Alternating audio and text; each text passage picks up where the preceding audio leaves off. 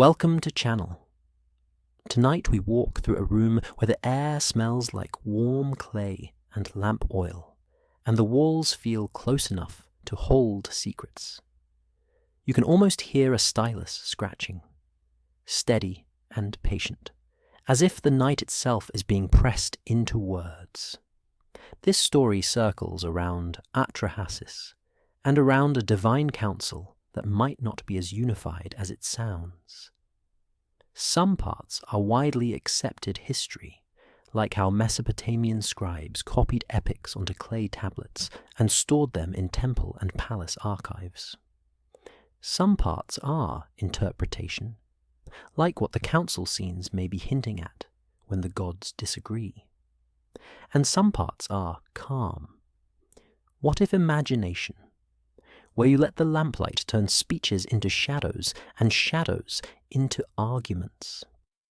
You probably won't survive this, not because it's scary, but because you're absolutely going to fall asleep halfway through a sentence and wake up thinking you were elected to an ancient committee. So, before you get comfortable, take a moment to like the video and subscribe, but only if you genuinely enjoy what I do here. And drop a comment telling me where you're listening from and what your local time is. Now, dim the lights. Maybe turn on a fan for that soft background hum, and let's ease into tonight's journey together. You stand where a scribe might stand, barefoot or in simple sandals, the floor cool beneath you. The lamp is small, but it makes a loyal circle of light. Everything outside that circle feels softer, less defined. Within it, a clay tablet rests on a low surface, still showing the faint ridges of cuneiform wedges. Most historians agree that the Atrahasis epic survives in Akkadian, preserved on tablets copied over time, and that it belongs to the larger world of Mesopotamian literature that also includes other flood stories. What's broadly accepted is that scribes trained for years, learning signs and conventions like a craft, and that writing served administration as much as imagination. You let your eyes follow the lines as if you can read them, and even if you can't, you can still feel the intention. A tablet is not a casual thing. Clay keeps your words honest. Paper lets you be dramatic and then recycle it later. Clay is more like, you said it, you pressed it. Good luck pretending you didn't. The setting you picture is not an isolated fantasy. Archaeology suggests that cities along the Tigris and Euphrates were busy, organized, and intensely managed. Temples and palaces needed records. Grain moved. Labor was assigned. Offerings were counted. If you listen closely, you can almost hear the practical heartbeat behind the poetry. That's one reason these myths feel grounded, even when they talk about gods. They grow out of a world where water levels matter, harvests matter, and someone always has to haul something heavy. Now the story's voice shifts into that mythic register, and you sense a different room within the room. The lamp still flickers, but the shadows seem to stand taller, as if they're wearing crowns. The Atrahasis tradition describes gods who make decisions together, a council of divine powers with names and roles. Most historians agree that major deities like Enlil and Enki were central figures in Mesopotamian religion, tied to important cities and cult centers, and that myths often reflect that religious landscape. And here is where the sleep-friendly mystery slips in, gently. One interpretation is that when the divine council is shown debating and disagreeing, the text may be echoing real political tensions, not as a literal transcript of heaven, obviously, but as a stylized mirror. If the evidence is thin, we'll say so. The tablets give scenes, not minutes from a meeting. Still, the story's mood suggests something more complicated than perfect unity. You don't get the sense of a single smooth voice delivering policy. You get the sense of competing priorities. You imagine the council chamber not as a marble hall, but as something Mesopotamian, something with reeds, plaster, and carved wood. The ceiling is low enough to feel intimate. The air is fragrant with incense and the faint sweetness of beer offerings. Because in this world, even the divine likes a good beverage. The gods take their places, and you notice that not everyone sits the same way. Some sit like they own the room. Some sit like they're about to challenge the agenda. The mainstream anchor stays steady here. Mesopotamian religion often organized the cosmos as a hierarchy, with assemblies of gods appearing in myths. The evidence we do have points to a rich tradition where divine assemblies decide fates, assign roles, and set boundaries. That's the solid ground. The mist begins when you ask, how unified were these assemblies in the imagination of the people who told the story? A careful reading might suggest the council isn't just a choir singing one note. It may be more like a city council meeting, where everyone says they want what's best for the city. But each person's version of best happens to match their own district. And yes, you can laugh quietly at that. It is the oldest joke in governance. It's possible that even in myth, people recognized that power rarely moves as one body. You watch the divine faces in your mind, not photorealistic, more like carved impressions. Enlil feels like authority. Enki feels like cleverness and depth. Nintu, the mother figure, feels like the weight of life itself. Names shift across traditions and translations, and scholars continue to debate details, but the broad pattern is familiar. Some gods enforce order. Some gods preserve life. Some gods keep the system running, even when the system is not kind. Historians still argue whether these mythic quarrels are mainly literary drama, or whether they preserve, in symbolic form, memories of rival priesthoods and competing city-states. You let that line settle like a soft blanket. It doesn't demand an answer. It simply allows the possibility that conflict in heaven is a safe way to talk about conflict on earth. In the Atrahasis story, the problem begins with labor. The gods, in some versions, are burdened with work, digging canals, maintaining the world's infrastructure. This is myth language, but it aligns with what's broadly accepted about the region. Irrigation was crucial, canal maintenance was constant, and labor was a central concern of early states. Archaeology suggests extensive canal networks and the administrative effort required to support cities. When the story says there is work that must be done, that resonates with a landscape where water management is survival. Now the interpretation angle returns, soft and careful. One interpretation is that the divine labor dispute mirrors human labor realities, especially the strain on workers and the anxiety of elites who depended on organized manpower. The text might be dramatizing a social tension that people understood in their bones, not because the gods are literally the workforce, but because putting the complaint in divine mouths lets the storyteller talk about it without accusing the local governor. The myth gives you a safe stage where everybody can nod and say, wow. Even the gods think the workload is too much.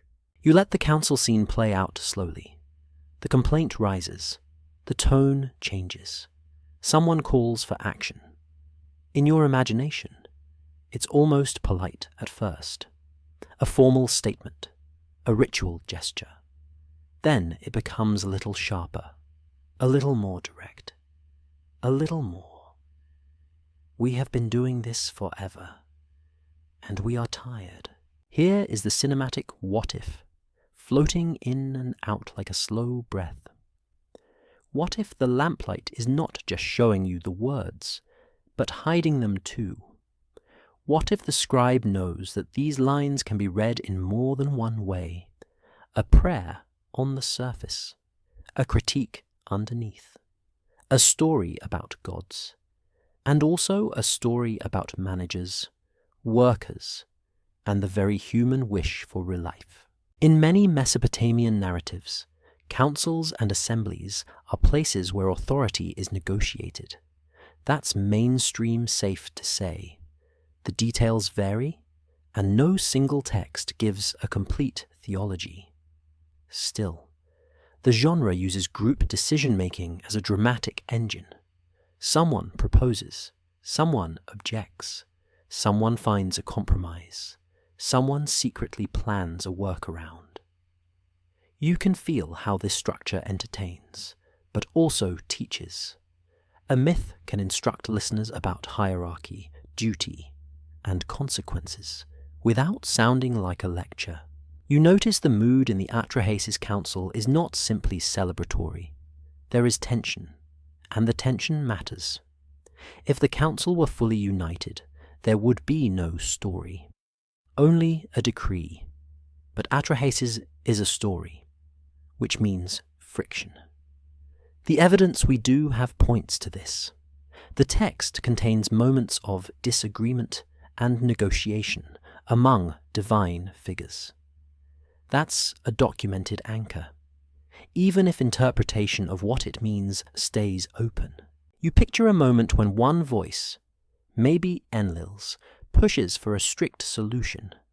Another voice, maybe Enki's, hesitates, complicates, and suggests something else. The names matter in the religious context, but your sleepy mind can also understand them as archetypes. Authority versus ingenuity, control versus compassion, order versus adaptation.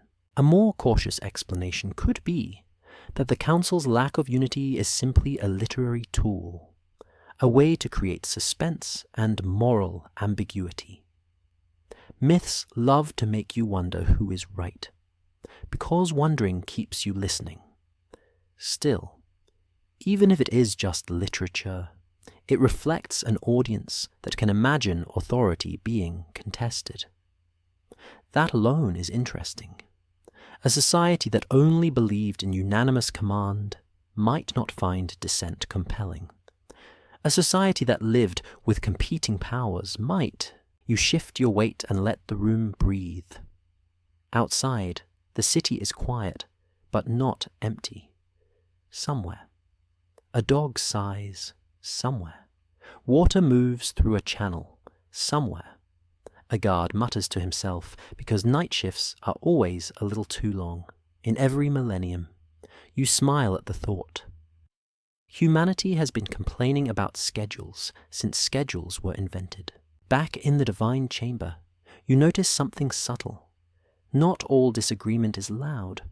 Some of it is silence. A god who doesn't speak. A goddess who speaks and is ignored. A figure who agrees publicly but privately chooses another path. This is where mystery can live without claiming certainty. It's possible that the most important split in the council is not an argument you can quote, but a fracture you can feel. And now, gently, you let the story lean into the human side of the myth. The Atrahasis epic centers on a human hero, and even when the gods dominate the stage, the consequences land on people. Most historians agree that these stories were performed, recited, or read in elite contexts, and that they helped define cultural memory. They were not bedtime stories in the modern sense. But they could still be told at night, under lamplight, with voices low and rhythmic. You imagine the scribe pausing, flexing his fingers. Writing in clay is physical. It's not just thinking, it's pressing. Each wedge is a tiny decision. Your own eyelids grow heavier, and you think, wow, even my face is doing administration now, filing my consciousness into the sleep archive. The divine council scene continues, and you take in the implications without forcing them. The council is a group, but not a single mind. The council can make decisions, but those decisions may be contested. A fringe idea proposes that some myths preserve coded memories of real historical upheavals, like migrations or political collapses, translated into stories about gods fighting. This theory isn't widely accepted, but it can be treated as a possibility rather than a conclusion. And if we treat it as a possibility rather than a conclusion, it becomes a poetic lens, not a claim.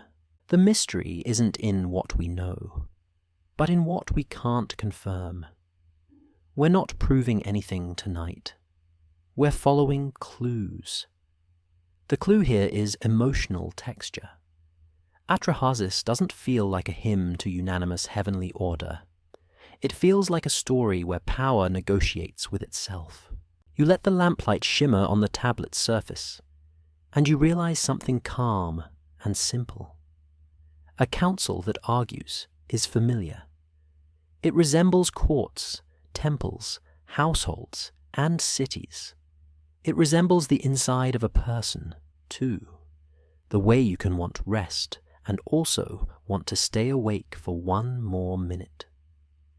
The story places that familiar inner tension onto the largest stage imaginable. Most historians agree that Mesopotamian myths often served to explain why the world is difficult, why suffering exists, why labor is necessary, why disasters happen.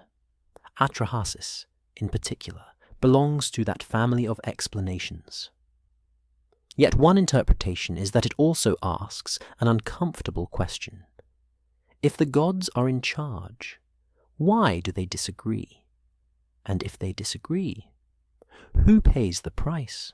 You do not answer that question. You don't need to. Sleep does not demand solutions. Sleep likes puzzles that drift. So you stand in the quiet, lamp humming softly, fan whispering in the background, and you let the divine counsel remain imperfect, not evil, not simple, just complicated. Like any group with power, like any group that must decide something that will affect others. You watch the shadows on the wall, and you allow one last what if to settle gently into your mind. What if the scribe, pressing wedges into clay, is also pressing a warning into time? Not a shouted warning, just a calm suggestion. Unity can be performed, agreement can be announced, but underneath, motives can differ, and those differences can shape the fate of the world. Your breathing slows. The lamp is still. The tablet is patient. The council remains seated, not as a single voice, but as many. The air changes, as if the room has taken a slow sip of cooler night. You stand beside a basin of water that catches the lamp glow and throws it back in trembling ripples. In Mesopotamia, water is never just water. Most historians agree that life between the rivers depends on controlling floods and surviving dry seasons, and that city planning, agriculture, and politics all bend around that fact. The evidence we do have points to a world where a good canal can mean full granaries, and a bad season can mean anxious temples and tighter ration lists. You listen for water outside the room, and you can almost hear it. even if it's only your imagination doing that cozy thing where it adds sound effects. Somewhere.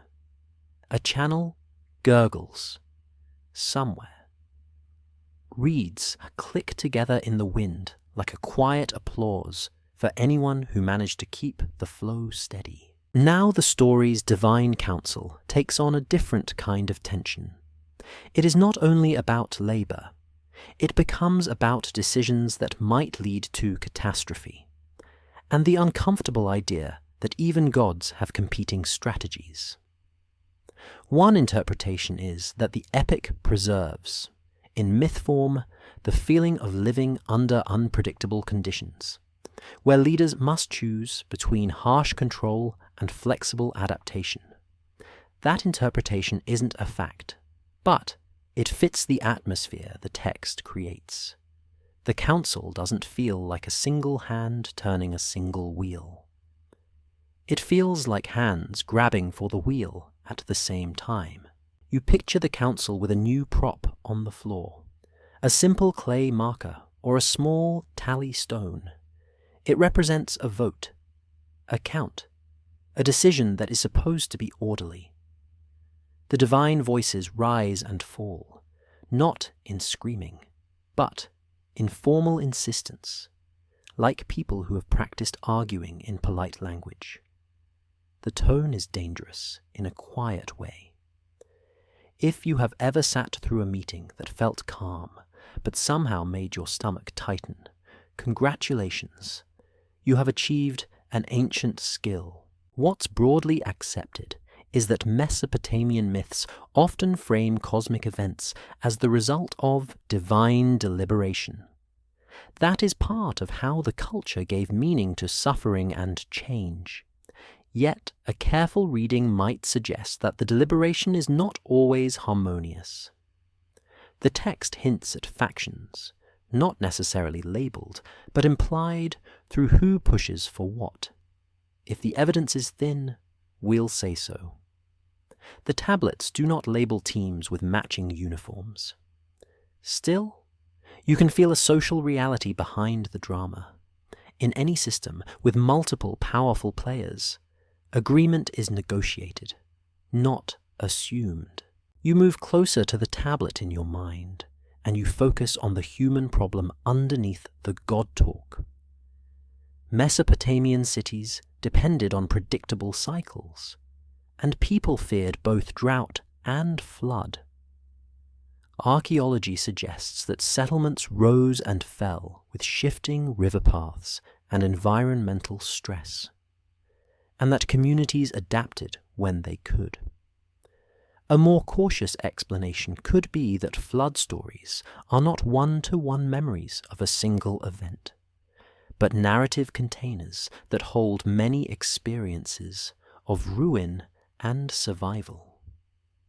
The evidence we do have points to recurrent flooding in the region, but connecting any specific myth to one specific flood remains debated. Historians still argue whether the Atrahasis flood tradition reflects a localized historical disaster, a broad cultural memory of repeated floods, or primarily a symbolic story about divine justice. You let that debate float by like a boat seen from far away, steady and unhurried. You do not chase it. You watch it drift. In the council, someone insists on order. The argument sounds like this in your imagination. Humans are noisy. Humans multiply. Humans disturb the divine rest. That is the mythic framing, and it can feel strange to modern ears, like the gods are landlords complaining about tenants. You smirk softly at the thought. Cosmic property management is apparently eternal. Now the interpretation angle slips in with a gentle caution. One interpretation is that noise is not only literal sound, but metaphor for social pressure. More people means more strain on resources, more disputes, more demands on administration. In a world where irrigation and grain storage are carefully managed, population growth could feel like a crisis, especially to elites. The story might be dramatizing a fear of overcrowding and instability. That's a possibility, not a certainty. Let me rephrase that more carefully. The epic may be using noise as a narrative shorthand for a society under stress, because that is a powerful and relatable image.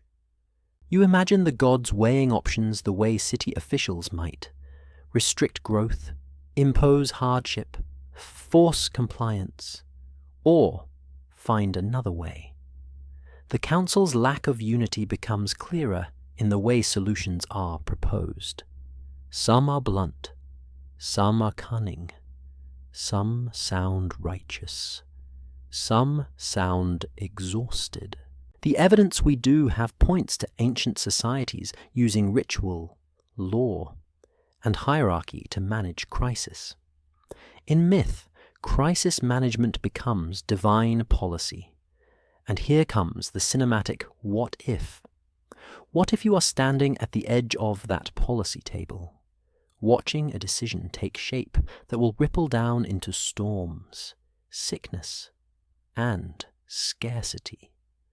Not because the gods are villains, but because the council is divided.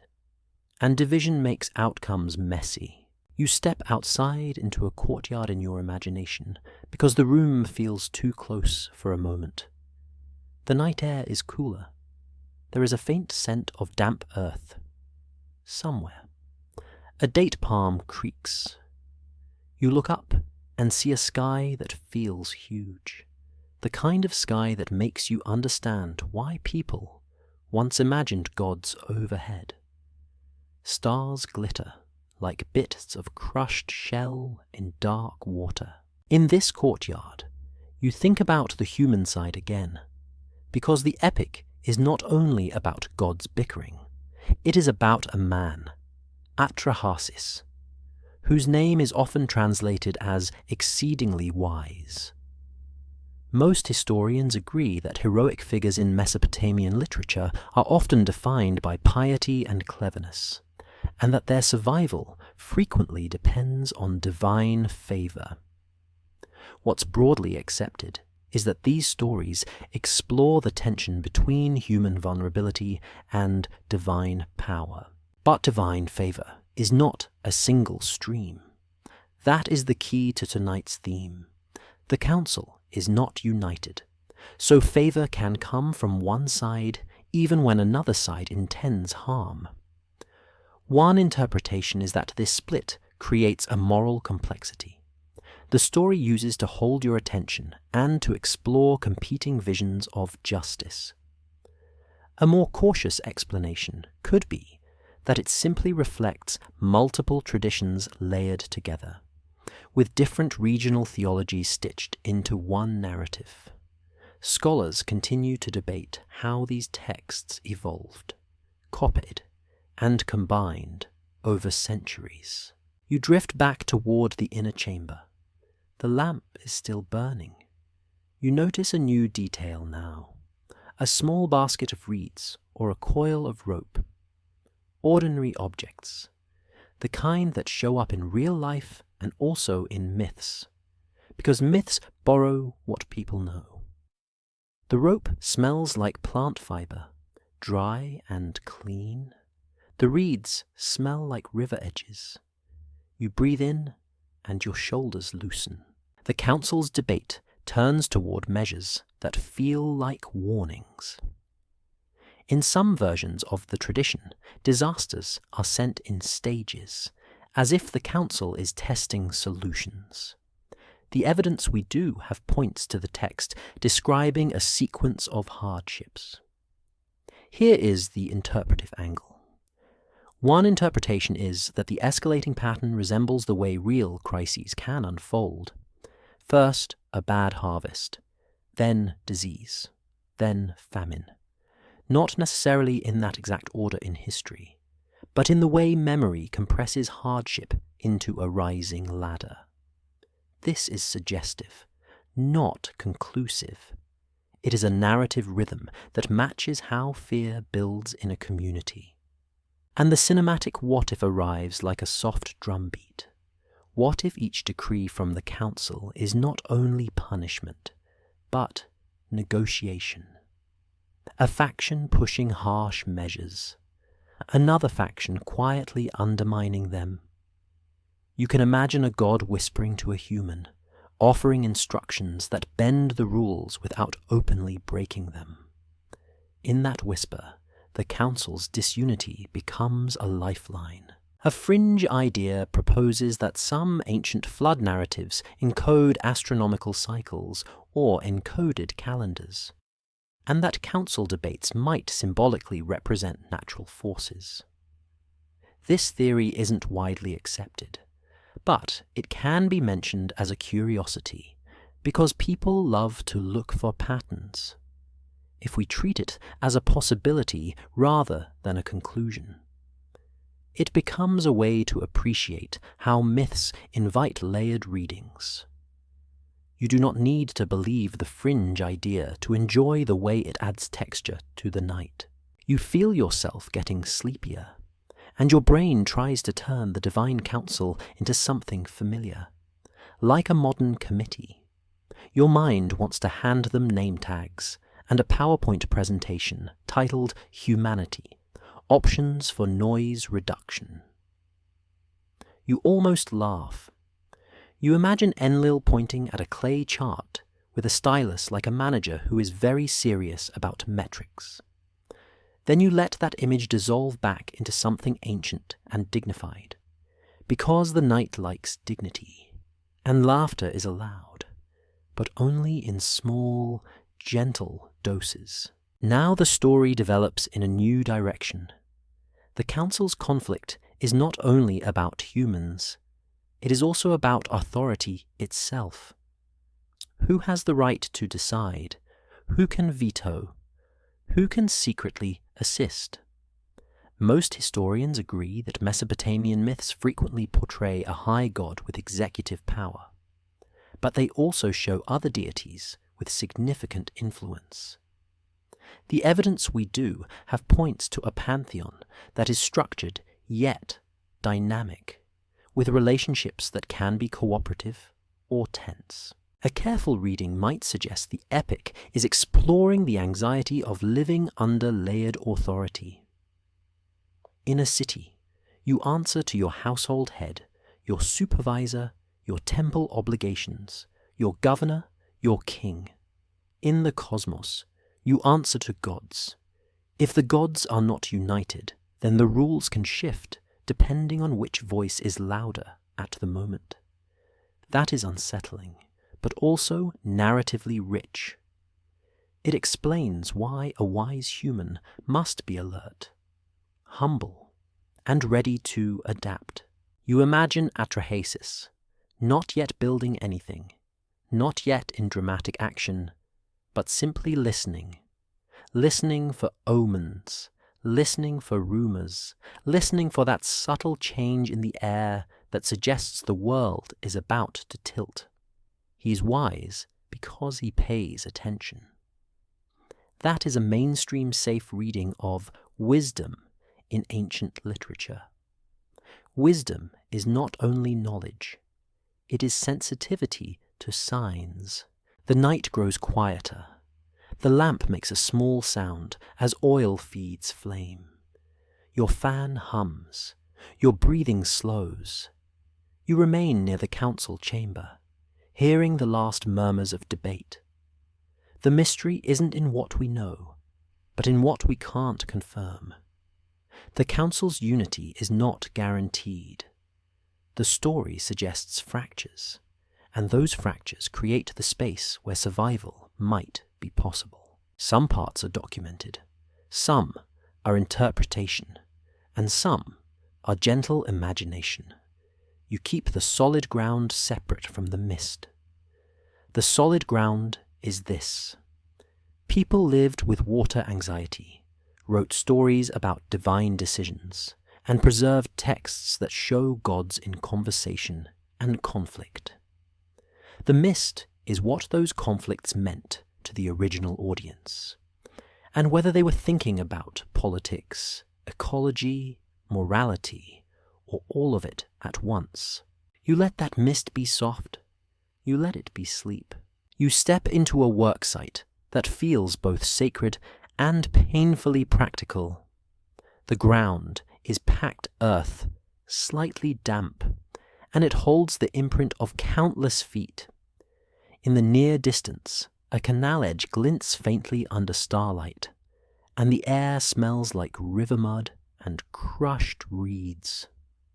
Most historians agree that irrigation was the backbone of southern Mesopotamian agriculture, and that canals required constant maintenance, dredging, and repair.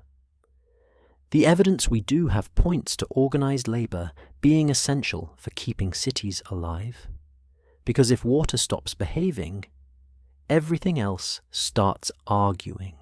And tonight, the arguing is the point. In the Atrahasis tradition, divine beings are not just sitting on clouds doing dramatic speeches. They are shown working, carrying, digging, shaping the world's infrastructure. That mythic image lands with weight in a landscape where infrastructure is destiny. Archaeology suggests that early cities depended on coordinated labor, and that large projects demanded administration, hierarchy, and the ability to compel people to show up, even when they would rather be at home, eating bread and pretending they never learned how to dig. You watch the workers in your mind. They are not humans yet. Not in this scene. They are lesser gods in the story's logic, sometimes described as doing the heavy lifting for the higher gods. Their hands are caked with clay. Their shoulders are tense. Their faces are tired in that universal way of someone who has heard. It's just one more project.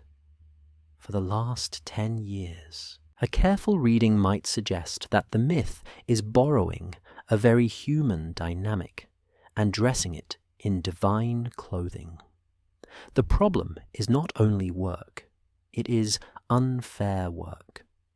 The kind of unfair where the ones at the top talk about cosmic order while the ones at the bottom are hauling baskets. That's a possibility, not a certainty, but it fits the emotional rhythm. Even if the scene is purely literary, it shows an audience that understands how resentment forms. You walk alongside the laboring gods, and the soundscape is slow and steady. Shovels scrape, mud slaps. Water sighs. A drumbeat might mark the pace, because repetition keeps bodies moving. You can almost feel the ache in your own arms. And your brain does that sleepy empathy thing where it starts volunteering your muscles for a job you did not apply for. You silently assure yourself you are only visiting. You are not clocking in. Nobody can hand you a divine shovel without HR paperwork, and ancient HR is probably terrifying. The laboring gods begin to murmur, not all at once. It starts with one voice saying something small and bitter, the way complaints begin in real life. Then another voice answers. Then the murmurs spread like ripples. They are not rejecting the existence of work. They are rejecting being the only ones who do it. The evidence we do have points to the narrative describing a rebellion or strike-like moment, where these gods decide they will not continue under the same terms. One interpretation is that this is a mythic reflection of real labor tensions. In early states, large workforces could be mobilized for canals, walls, temples, and fields. The management of labor could be harsh, and the burden uneven. If the story's audience included administrators, they might hear a warning in the rebellion. If the audience included workers, they might hear a dream. And if the audience included both, which is very likely, the story could hold both meanings at once. The night deepens. The labouring gods lay down their tools. It is a small motion, but it changes everything. Tool-down silence can be louder than shouting. They gather, not in a polished council chamber, but in the dirt, with mud on their legs. Their decision has a blunt simplicity. No more digging, no more carrying, no more being treated like the cosmic equivalent of a disposable workforce. You picture them marching, not with banners, but with torches. Because in a world without streetlights, a torch is both a practical thing and a symbol. They move toward the dwelling of the higher god who represents authority. In many versions of Mesopotamian myth, Enlil carries that authority. Most historians agree that Enlil was a major deity, and that myths often portray him as a decisive force connected with order and rulership. The torches arrive at the threshold. The labouring gods surround the dwelling. The scene is tense, but strangely formal, like a protest that still respects a ritual boundary. They are rebelling, but they are also making a statement to the cosmic system. The system is supposed to hear them, and the system does hear them. Inside, the higher gods react. Some are offended. Some are alarmed. Some are in their own quiet way, impressed. It is hard not to be impressed by anyone who refuses to keep pretending everything is fine. A more cautious explanation could be that the story uses rebellion to create a crisis that requires invention, because invention is where myth becomes memorable. A perfect world produces boring literature. A stressed world produces epics. This is where the divine council comes into focus again, and you sense the crack in its unity widening. Some voices want to crush the rebellion. Some want to negotiate. Some want to solve the underlying problem. The evidence we do have points to the narrative, moving toward a solution that shifts labour away from the gods. Historians still argue whether the labour rebellion in Atrahasis is primarily social commentary, theological storytelling, or a blend of multiple older traditions that happened to share the same pressure point. You let that debate sit gently on the edge of your thoughts. It doesn't need to be resolved to be meaningful. Now the council considers an idea that feels both creative and unsettling. Make a new being to do the work. Make humans. Most historians agree that Mesopotamian creation stories often involve clay, divine breath, and the involvement of a mother goddess figure. The evidence we do have points to traditions where humans are fashioned as workers, meant to serve the gods, maintain temples, and keep the world functioning. This is not a modern moral lesson. It is a cultural explanation for why labour exists and why human life is tied to service and obligation. You stand in a ritual space where creation is about to happen. The air smells like wet clay and smoke. A vessel sits ready. A bowl of water catches the lamplight. There is chanting, low and rhythmic. It is not frantic. It is procedural, like a sacred recipe. Add clay, add water, add a divine element that is harder to define. One interpretation is that this creation ritual mirrors actual craft processes in Mesopotamia, especially pottery and brickmaking. People watched clay become form. They watched shapeless mud become a vessel that holds water, a brick that holds a wall. It's possible that those everyday transformations fed the imagination of how life itself could be formed. A careful reading might suggest that the myth is grounding cosmic creation in familiar human technology. because that makes the story feel plausible to the mind. And then comes the darker, more mysterious ingredient. In some versions, a divine being is sacrificed, and their essence, sometimes described as blood or spirit, is mixed with the clay. The mainstream anchor here is cautious.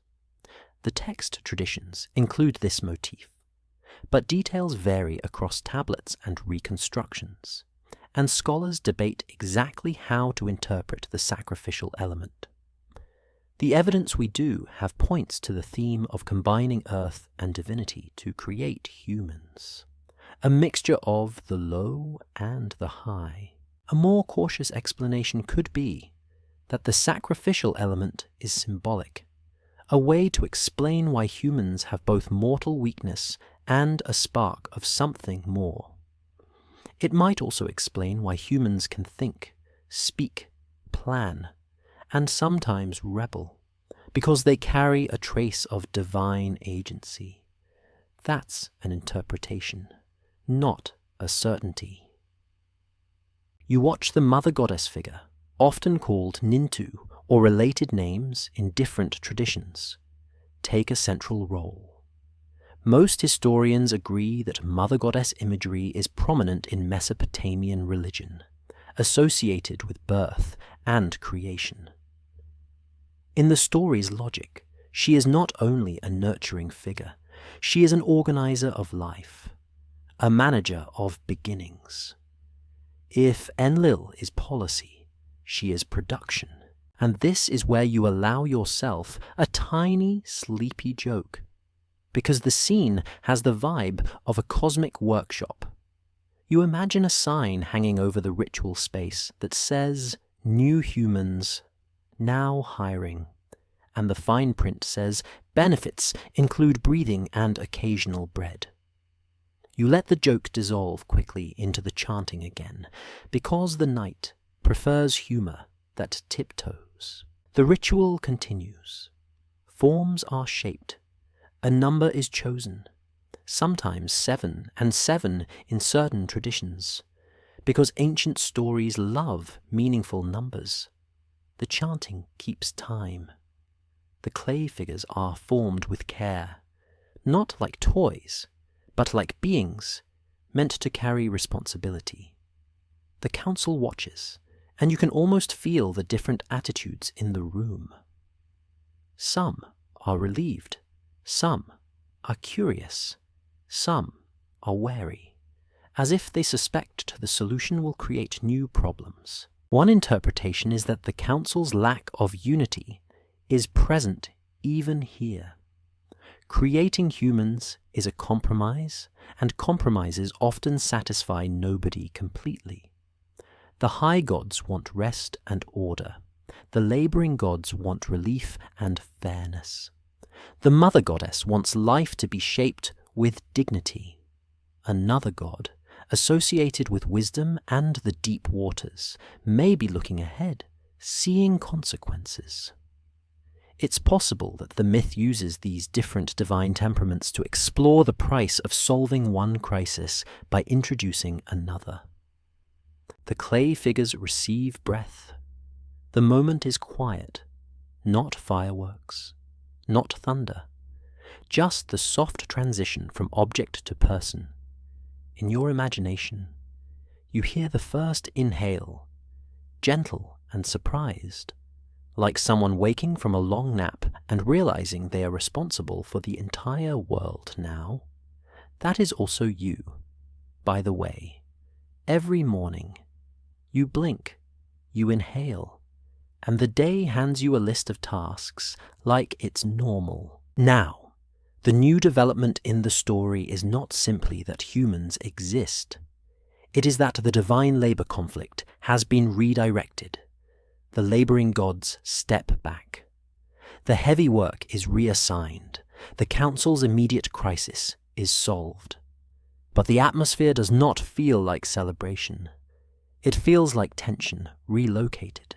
Most historians agree that in Mesopotamian society, humans served the gods through temple offerings, rituals, and maintenance of sacred spaces. and that kingship and priesthood were central institutions. The mythic explanation aligns with that reality.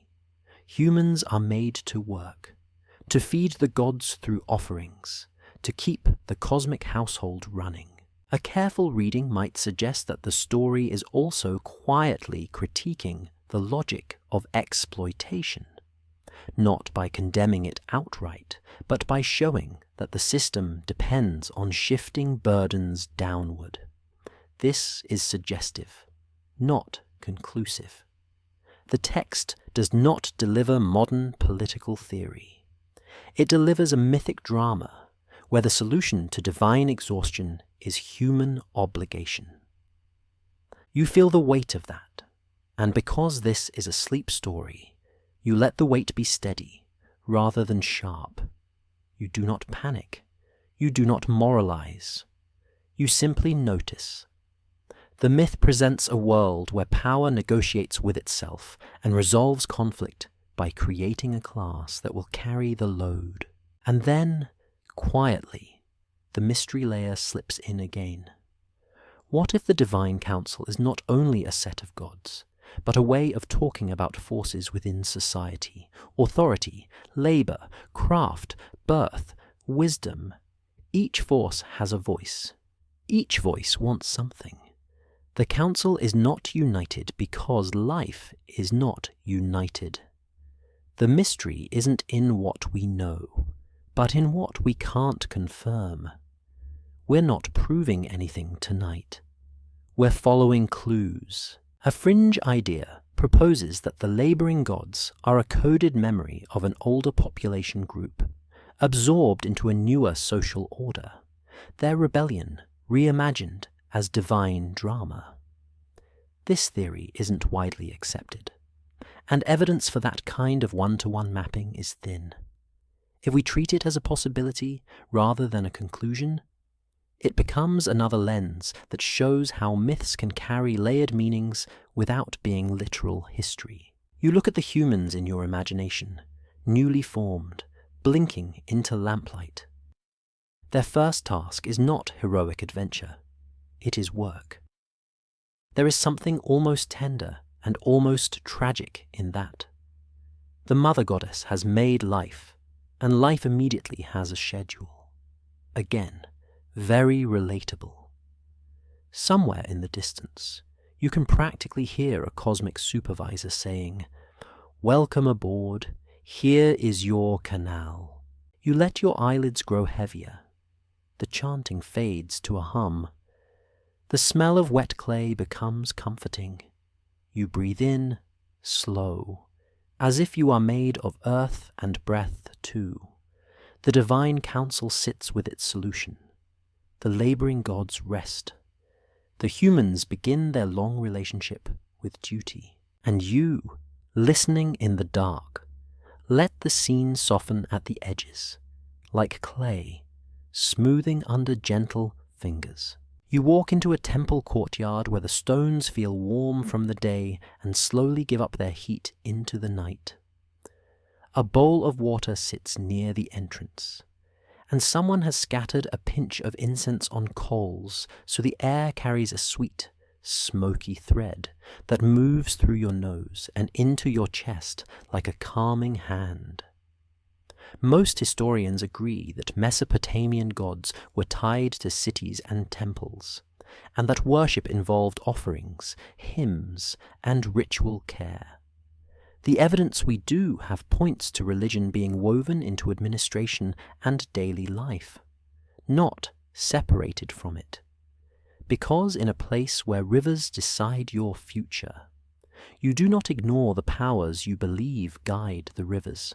In the Atrahasis tradition, two divine personalities often stand out as opposites, or at least as rivals with different instincts. One is Enlil, associated with authority and command. The other is Enki, associated with deep waters, wisdom, and clever problem-solving. Most historians agree that these deities were widely revered, and that their myths circulated in different forms across time and region.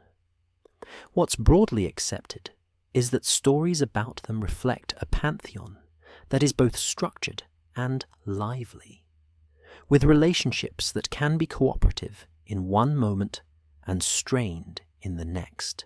Tonight, the council's division feels less like a single argument, and more like two philosophies staring at each other across a low table. You imagine Enlil as the kind of presence that makes you stand straighter without knowing why. Not necessarily cruel, but committed to order. Order is his comfort object. Enki, by contrast, feels like a smile you cannot fully trust, but also cannot fully resist. He is the god who sees loopholes the way your sleepy brain sees snack opportunities at midnight. And yes, you can picture him holding a figurative bag of chips and saying, "Rules are important, but have you considered creative interpretation?" A careful reading might suggest that these divine personalities echo real cultural tensions. Mesopotamian cities had different interests, different landscapes, different economies. Some depended heavily on centralized authority and control. Others thrived on trade, craft, and flexible networks. It's possible that the rivalry between major gods carries traces of those differences. That's a possibility, not a certainty. Let me rephrase that more carefully. The myths may have offered a way to think about competing values, using gods as symbols rather than as historical individuals. In your imagination, the divine council gathers again, but the setting feels more political now, like a court where decisions are not only about managing humans, but also about maintaining the god's own hierarchy. The air is heavy with status. You can feel it in the way some deities speak first, and others speak only when invited, and some do not speak at all, but still shift the room when they move. Most historians agree that ancient Near Eastern literature often portrays assemblies of gods as a model of order, with a senior deity presiding. The evidence we do have points to a world where authority is expected to look stable, even when it is being negotiated. That is what courts do. That is what councils do. They perform unity while managing disagreement, and the disagreement tonight is sharp. The issue is not only what to do with humans, but what kind of leadership the cosmos should have. Enlil's approach feels like this: establish boundaries, enforce them, reduce chaos. Enki's approach feels like this: anticipate consequences, protect life, preserve balance through cleverness. The story becomes a debate about control versus resilience. Historians still argue whether these contrasts are primarily theological, reflecting cult practices and regional loyalties, or whether they are literary archetypes designed to dramatize moral questions. You let that sentence settle softly, like a blanket laid over a restless mind. You do not need to choose. You can hold multiple meanings at once. Sleep is good at that. Now, the new development is that conflict within the council is no longer just implied. It becomes personal. You sense it in the way Enlil speaks with certainty, and Enki responds with careful ambiguity. Enlil doesn't like ambiguity. Ambiguity is chaos wearing perfume. You watch Enlil's symbolic domain in your mind. It looks like wind over plains, like storm clouds that gather and make everyone suddenly remember they left laundry outside. He is associated with the atmosphere and with authority, and those two things match in a poetic way. Authority can be like weather. It can be calm for a long time and then suddenly change. Enki's symbolic domain feels different. It is deep water, fresh springs, underground flow. It is quiet power. It is the kind of power that doesn't shout, but still shapes the land over centuries. If Enlil is a decree, Enki is a whisper that finds a crack. One interpretation is that the Atrahasis epic uses this pairing to show how decisions are contested not only on moral grounds, but on practical grounds. Harsh policies might reduce short-term strain, but create long-term disaster. Compassionate policies might preserve life, but risk instability. The council is split because there is no perfect solution in a world of limited resources and unpredictable nature. That interpretation is gentle and plausible, but still interpretation. You drift toward a side chamber where a scribe or priest might store ritual objects. There is a small clay seal with a carved scene. There is a strand of beads. There is a reed, a strand of beads. There is a reed pen, ordinary tools of belief. You touch the reed pen in your imagination and feel how light it is, how easily it could be snapped. It reminds you that even powerful stories depend on fragile things. A pen, a hand, a quiet night. Now, the council's division shows up in strategy. Enlil favors direct action. Enki favors indirect intervention. In myth terms, that might look like open decrees versus secret guidance. In human terms, it resembles the difference between a ruler who posts new laws and an advisor who quietly teaches someone how to survive them. A more cautious explanation could be that this is simply narrative craft. A story needs tension, so it sets up opposing characters. Yet even if it is craft, it is meaningful craft. It shows an audience familiar with the idea that leaders disagree, that policy has factions, that unity is often staged. You imagine a moment where Enlil's supporters nod in agreement, their faces stern. They are the ones who value hierarchy. They value predictability. They believe mercy can become weakness. Enki's supporters, fewer perhaps, or quieter, value cleverness and continuity. They believe survival matters more than purity of rule. And somewhere in the council, a goddess figure watches them both, thinking about births, deaths, and the fact that no one in the room is the one who will suffer the consequences directly. Most historians agree that goddesses in Mesopotamian myth often embody life, fertility, and sometimes lamentation. The evidence we do have points to mother goddess figures playing crucial roles in creation and in emotional responses to catastrophe. Their presence in council scenes can add a dimension that is less about policy and more about empathy. You feel that empathy like a slow pulse. You do not need to assign it to one named goddess. You simply let the emotional current exist in the room. It's possible that the story uses feminine divine voices to express grief and concern that the more authoritarian voices do not emphasize. Now the cinematic what-if arrives, calm but vivid. What if you could hear not only what the gods say out loud, but what they keep inside?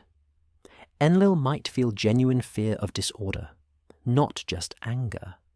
Enki might feel genuine frustration, not just sly amusement.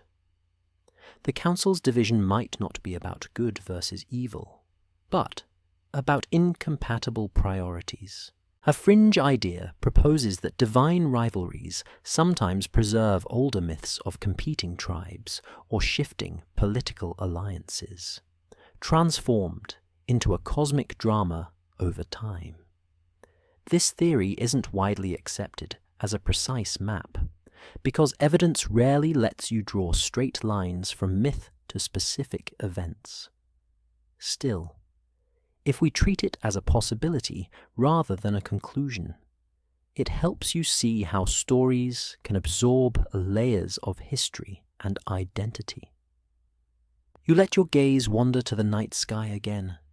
Stars are steady. Human decisions are not. Divine decisions in myth are also not, which is strange and comforting. Strange because you might expect gods to be certain.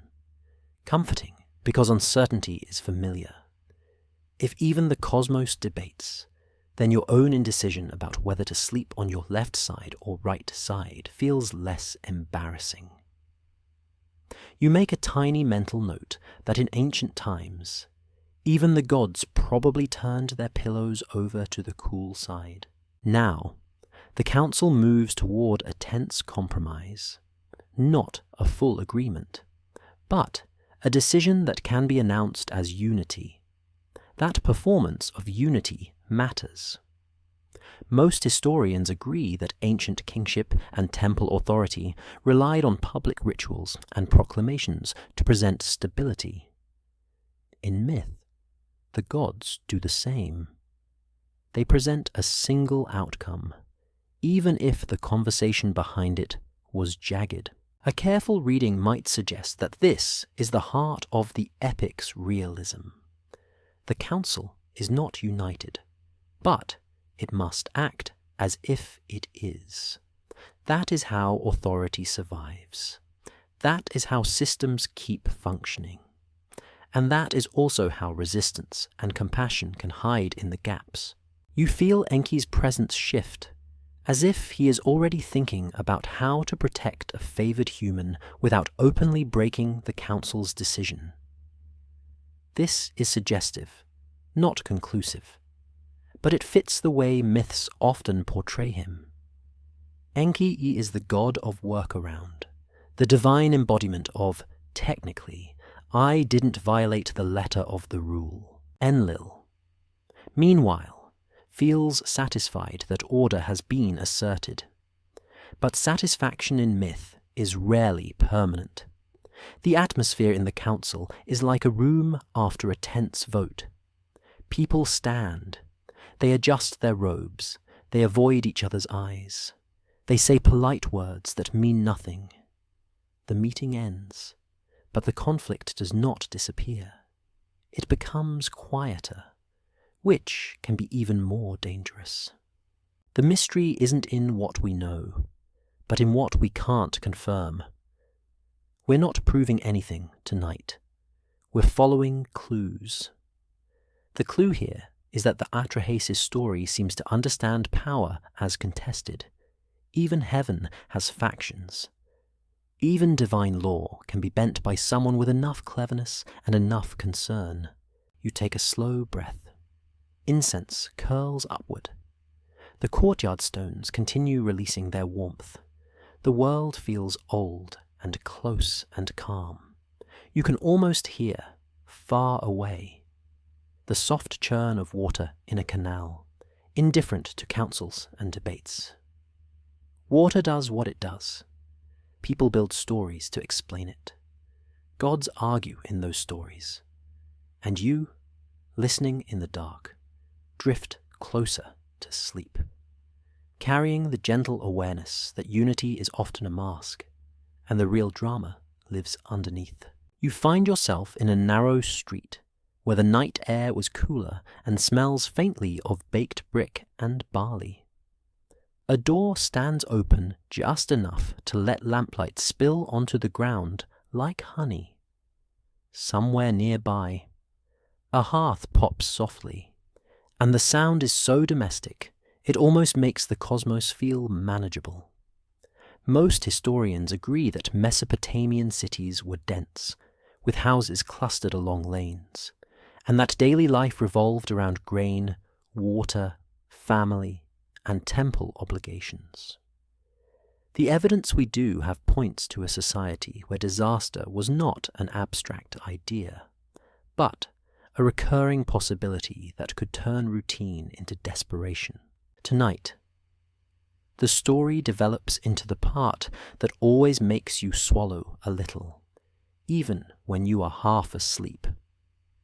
The divine council begins sending hardships, and the council's disunity becomes visible not through debate alone, but through interference.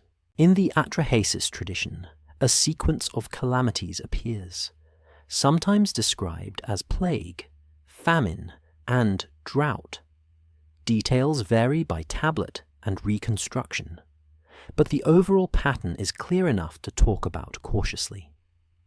Most historians agree that ancient people explained disease and crop failure through divine agency, because that was a coherent worldview in a time without germ theory or modern meteorology.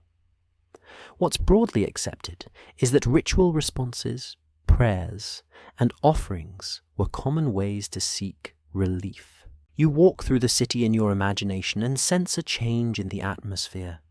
The street is quieter than it should be. Fewer voices, fewer footsteps. The dogs are not barking as much. Even the sound of water seems thin, like someone turned down the volume. You do not need gore or panic to feel the weight. The weight is in absence. A careful reading might suggest that the epic is describing crisis in stages, like a policy experiment that keeps failing. A harsh faction in the council presses for reduction, for control, for fewer humans. Another faction, quieter, seems unwilling to let the plan succeed fully. That is the key new development. Not simply disaster, but disaster with a countercurrent. You picture the council's decrees dropping like sealed orders, a formal announcement in heaven, a ripple on earth. People respond with rituals, with prayer, with the kind of practical adaptation that comes from living in a hard landscape. The evidence we do have points to Mesopotamian communities using temples as centers of response, with priests performing rites and distributing goods. And yet, in the story's logic, those responses aren't only human. Enki, the clever one, becomes the voice that guides humans on how to respond in ways that blunt the impact. This is suggestive, not conclusive, but it is a common pattern in the tradition. Enki does not openly defy the council. He uses a loophole. He speaks indirectly.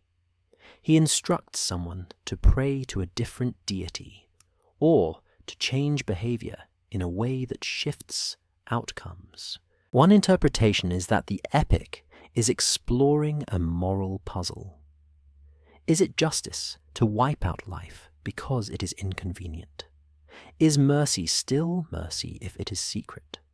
Is authority still authority if it can be undermined?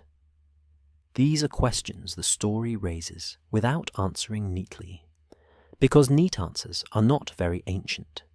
Ancient stories prefer tension. They prefer you to sit with it. Historians still argue whether the disaster sequence in Atrahasis reflects memories of real environmental stress, literary borrowing from multiple traditions, or a theological attempt to explain why suffering happens despite divine power. You let that sentence move through you like a slow exhale. It does not disturb sleep. It steadies it, because it reminds you that uncertainty is allowed. You drift into a small shrine area in your imagination, a corner of a house where a figurine or a small offering bowl sits.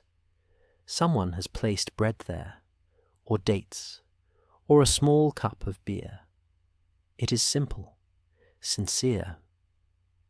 Most historians agree that household religion existed alongside temple worship, and that people maintained personal practices to seek protection and favor.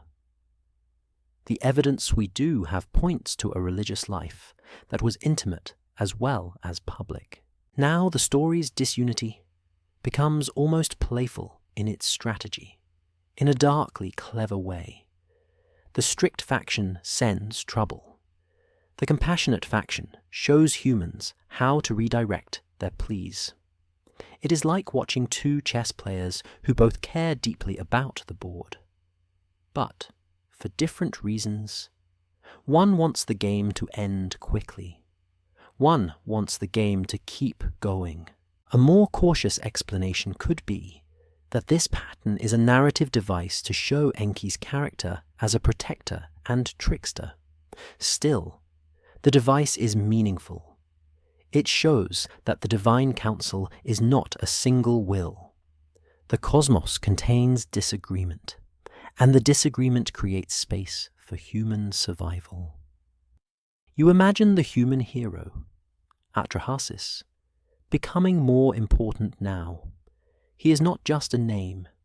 He becomes a listening point, someone receptive enough to hear guidance that others might miss. Most historians agree that ancient heroes often function as intermediaries between gods and people, receiving dreams or messages. What's broadly accepted is that dreams and omens were taken seriously, not as random brain noise, but as potential communication. You almost smile, because your own dreams tonight might be full of canals and clay. If you start dreaming that you're taking minutes for a divine council meeting, just know you are doing great. And also, please ask them for better benefits. Now, the calamity deepens, but the storytelling stays calm. People suffer, but the narration does not become frantic. You sense scarcity, you sense tension, you sense the quiet fear of empty storage jars. The city's usual rhythm slows. The marketplace is thinner. The smell of cooking is less frequent. The evidence we do have points to ancient Mesopotamia experiencing periodic famine and hardship, and to state and temple institutions managing grain supplies and labor during crises. That is solid ground. The mist is how directly the epic maps onto any particular historical event. If the evidence is thin, we'll say so. The story is mythic, shaped by poetic needs as much as by memory. One interpretation is that the council's repeated attempts and repeated failures reflect the frustration of elites, when policy does not produce the desired outcome. You impose measures, but people adapt. You send hardship, but communities find workarounds. In the myth, Enki becomes the embodiment of adaptation, the divine engine of resilience. Here comes the cinematic what if, quiet and vivid. What if you could see the decrees traveling like wind across the land, and then see a second wind moving against them, invisible but real, a counterwind? The counterwind does not announce itself. It simply nudges outcomes. It keeps a few more children alive. It keeps a few more fields producing. It keeps the world from tipping over, not because everything is perfect, but because someone in the council cannot bear total loss. A fringe idea proposes that the secret help motif may reflect an older pattern of ritual specialists competing, with different priesthoods claiming their god could solve what another god caused. This theory isn't widely accepted in a simple form, because religious life was complex and overlapping.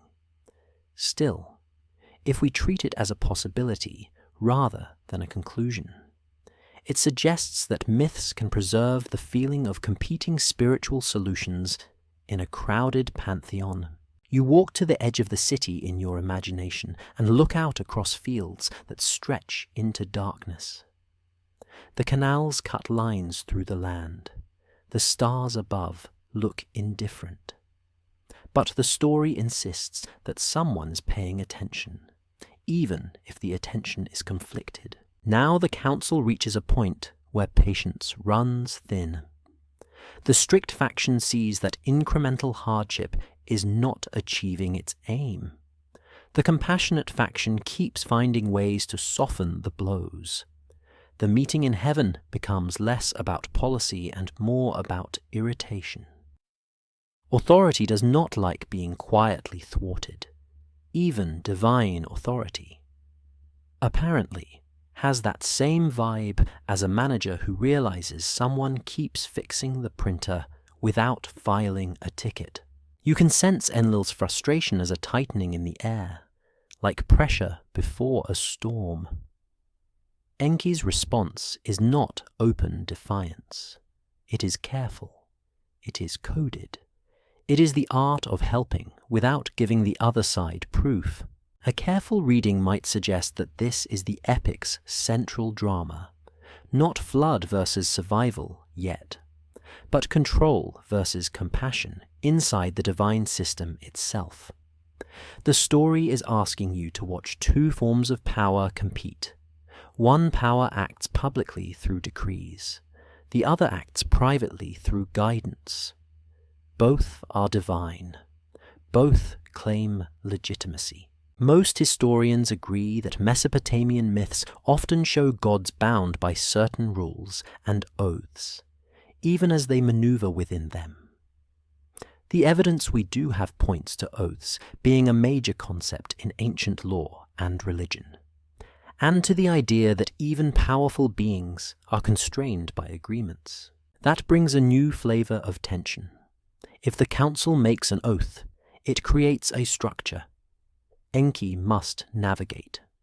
If Enki wants to help, he may need to speak without speaking, to warn without warning. That is where the story becomes almost like a whispering game in a dark hallway. The mystery isn't in what we know, but in what we can't confirm. We're not proving anything tonight. We're following clues.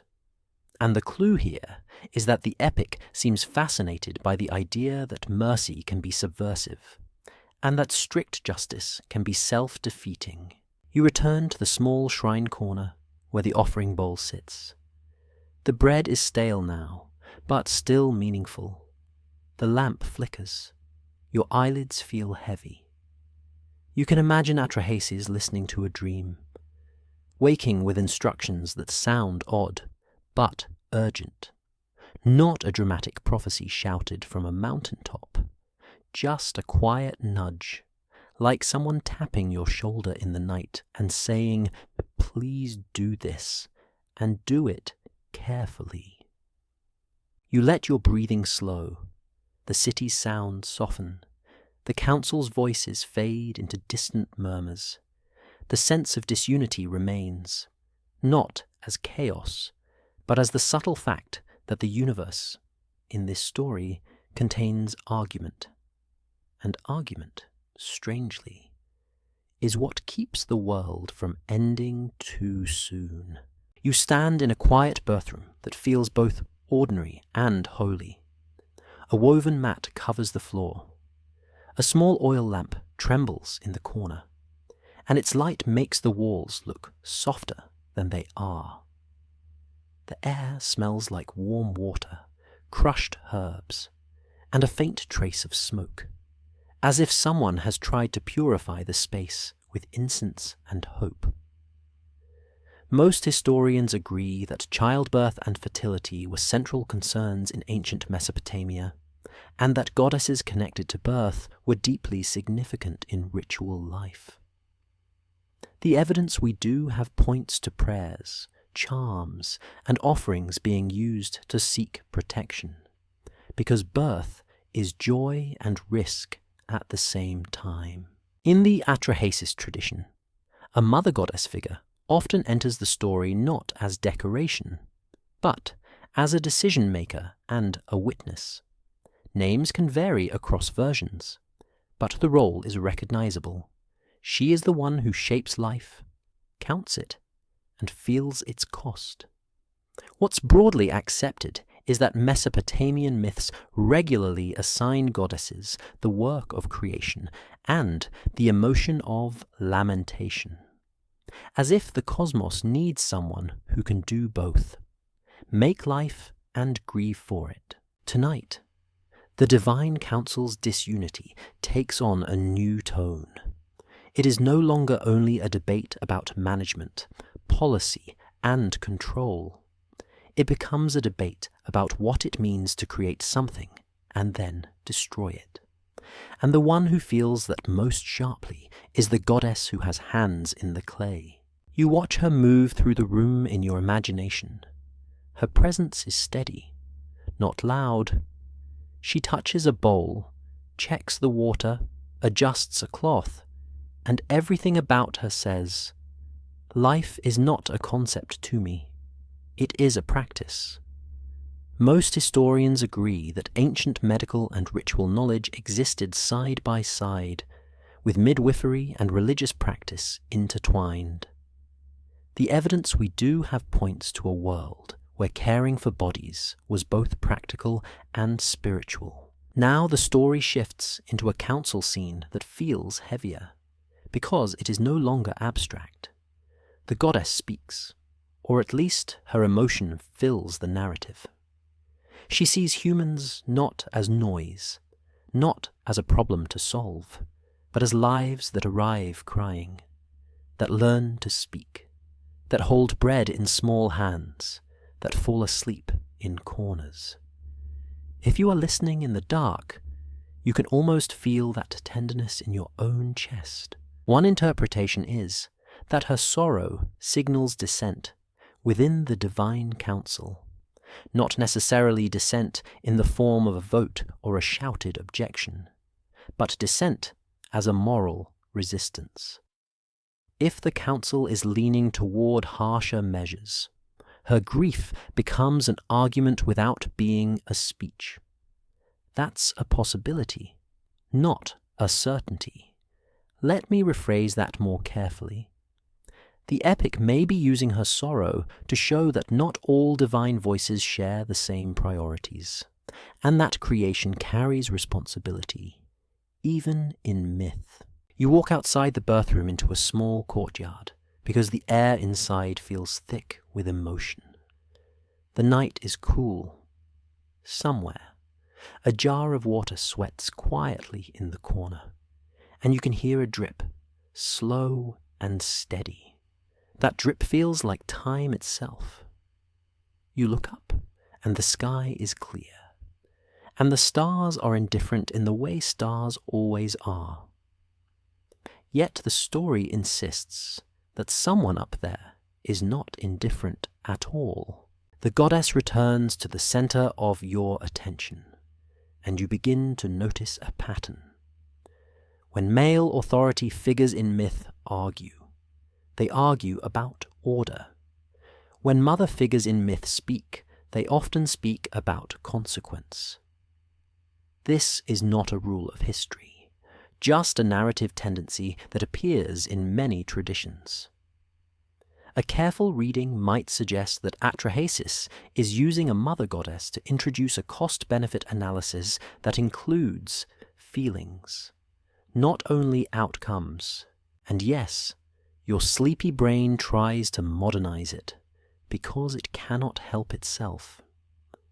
You briefly imagine the goddess presenting a report titled Humanity Emotional Impact Statement, with a neat clay chart and a line that reads, "Please stop deleting the project you asked me to build." You allow yourself a tiny smile. Then you let the image fade back into the ancient atmosphere, where humor exists but never breaks the spell. Most historians agree that Mesopotamian religion included rituals of lamentation, often performed by specialists, and that lament was a recognized way to respond to loss and divine displeasure. The evidence we do have points to lament being both personal and political, because when crops fail and people die, the whole city feels it. In myth, the goddess embodies lament at the highest level. She becomes the voice that says, "This hurts," even if it was decided. Now the council's division becomes sharper in a different way. The strict faction frames destruction as necessary. The compassionate faction frames life as precious. The goddess frames it as her work. That last part matters. If you create something, you are connected to it, even if you are a god. Historians still argue whether the mother goddess's lament in these traditions reflects real ritual practices projected into myth, a literary strategy to heighten drama, or a deeper theological tension about divine responsibility. You let that debate drift through your mind like incense smoke, curling and dissolving. It does not need to settle. You notice that the goddess is not only sad, she is also practical. In the Atrahasis tradition, creation is managed, birth is regulated. There are sometimes ideas about limiting reproduction after catastrophe, or adjusting the terms of human life. The evidence we do have points to myths proposing new rules for humanity, including mortality and reproductive constraints, as a way to stabilize the world. Most historians agree that these elements connect to broader Mesopotamian reflections on why humans die and why life is bounded. One interpretation is that these rules are the council's attempt at compromise, a way to avoid constant crisis without total destruction. That interpretation is reasonable, but still interpretation. A more cautious explanation could be that these motifs reflect how ancient societies experienced the inevitability of death and the fragility of survival, and then encoded that experience into cosmic policy. You walk through a city neighborhood in your imagination where you can feel that fragility. The houses are close. The alleyways hold cool shadows.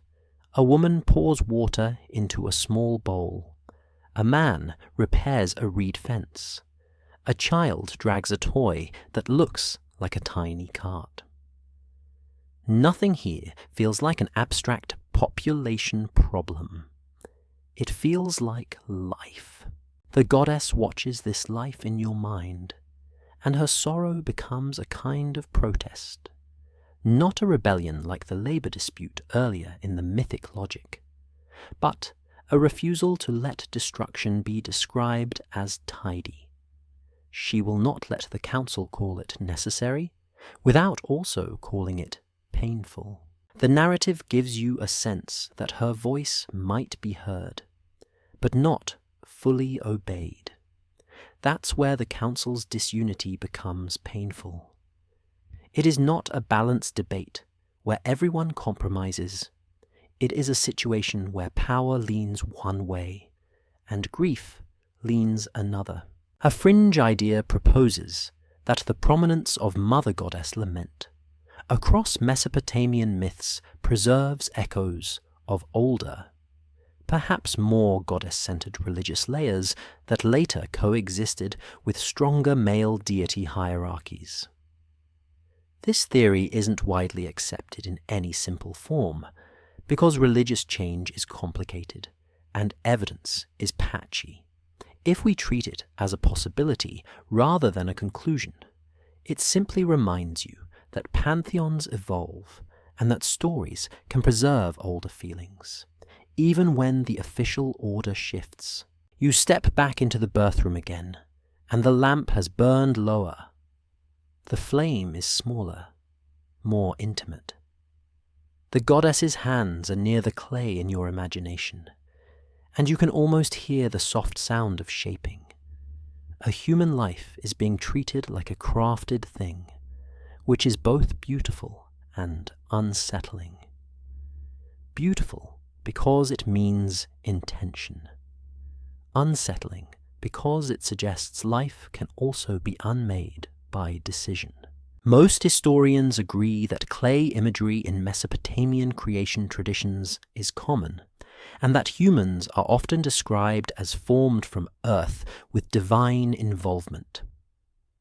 The evidence we do have points to a worldview where the boundary between craft and life is thin, because craft was central to survival.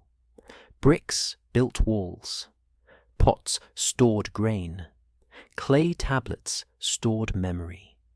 Clay also, in myth, becomes flesh. A careful reading might suggest that the goddess's sorrow is also about that craft. Imagine being the one who forms the figures and then being told they must be reduced. It's possible the story is exploring a kind of creator's grief, the ache of seeing your work threatened. That is not proof. It is mood and implication. You let the mood settle. Your breathing slows. The fan hums. Your body feels heavy in the best way. Like you're made of clay too, and you're finally being allowed to rest. Now, a new development emerges that keeps the listener's mind engaged without jolting it. The goddess does not only grieve, she negotiates. She becomes part of a solution, not just an emotional reaction. The council, divided as it is, cannot ignore the fact that someone must manage life if life is to continue. And she is that someone. In your imagination, she speaks with a calm firmness that makes even powerful gods pause. She does not say, "Do nothing." She says something more subtle. If you want stability, you must change the system, not keep punishing the result. She points to the pattern of crises and the way they keep returning. She suggests regulation, structure, boundaries that do not require repeated waves of suffering. One interpretation is that this is the epic's quiet acknowledgement that governance by catastrophe is unsustainable. That interpretation fits the narrative logic. A more cautious explanation could be that the myth is offering a theological reason for mortality and reproductive limits, explaining why humans are not endless and why life is precarious. You imagine the council listening. The strict voices want control. The compassionate voices want survival. The goddess offers management. And management, in a way, is a third path. It is not mercy that ignores strain. It is not cruelty that erases life. It is an attempt to shape life within limits. You can feel how ancient that idea is. Humans have always lived inside limits. Water is limited. Grain is limited. Time is limited. Sleep is limited. At least until you finally let go and drift. Your mind slips into a soft joke again, because your brain likes to relieve tension right before it sleeps. You picture the goddess holding a tiny clay stamp that says, "Approved," and the council handing her a stack of cosmic paperwork labeled Human Life, Terms and Conditions. You imagine her sighing, because even gods do not enjoy paperwork. Then you let that fade, because the room is warm and the lamp is low, and you are not here to stay awake laughing. Now, the goddess's sorrow becomes something else. It becomes a lesson. Decisions have faces. Policies have bodies. Even when a council speaks in grand terms, someone has to carry the emotional weight. In this story, the mother goddess carries it. The mystery isn't in what we know, but in what we can't confirm. We're not proving anything tonight. We're following clues. The clue here is that the epic seems to remember, through the goddess's grief, that life is not just a resource. It is a bond. You stand quietly and let the scene soften. The lamp's flame is a small golden leaf. The air smells like herbs and clay. The goddess's presence is steady, and that steadiness is comforting. Even in a divided council, there is at least one voice that insists on feeling the cost. Your eyelids grow heavier.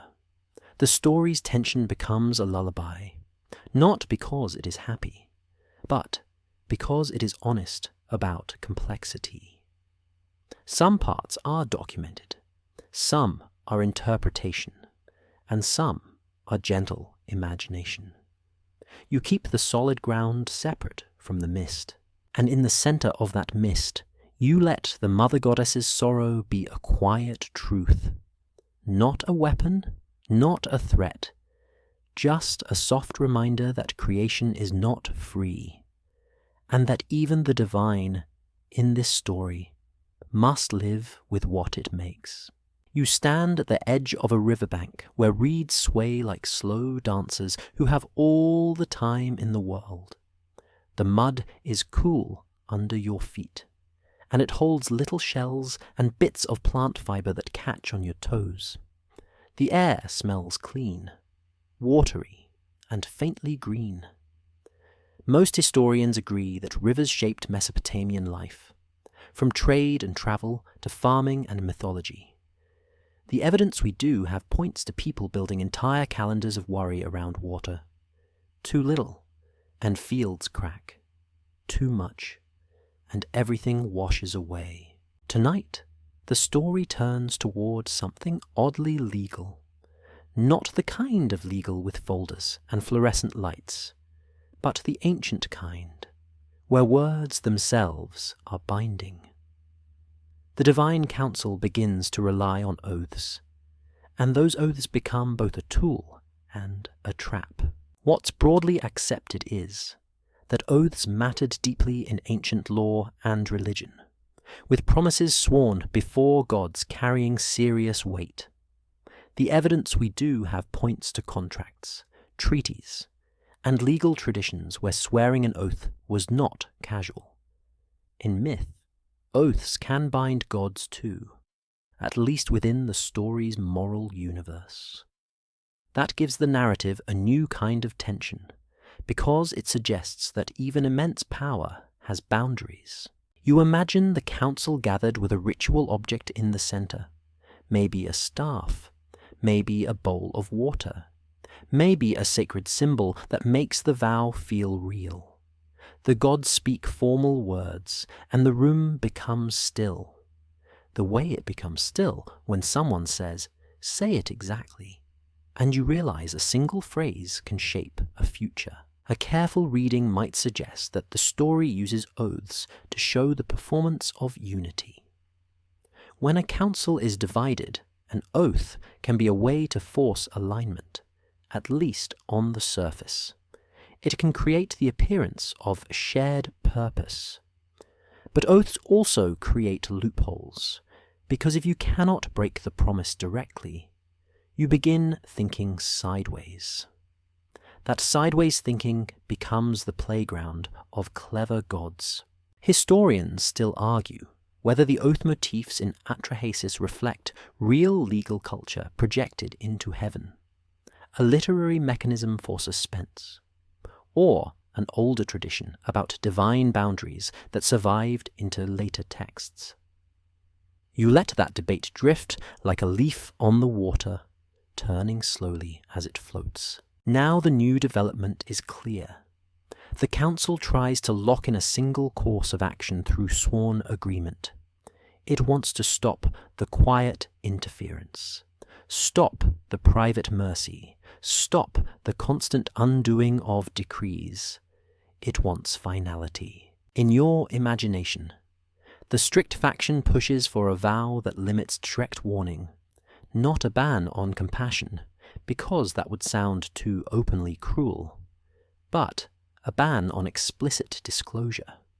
The wording matters. It's like writing a contract where the goal is not fairness, but control. You can almost hear the careful phrasing, the way ancient language can be both poetic and sharp. Most historians agree that ancient scribes and legal experts cared deeply about exact wording, and that small differences in phrasing could matter. The evidence we do have points to a culture where written terms were powerful. In myth, that obsession with wording becomes a dramatic device. An oath is only as strong as its definition, and definitions can be stretched like reed rope.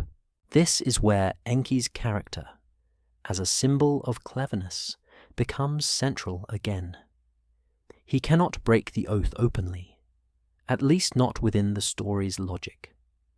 So he finds a way to obey the letter while bending the spirit. A more cautious explanation could be that this is simply a storytelling trick. But even as a trick, it reveals something ancient and familiar.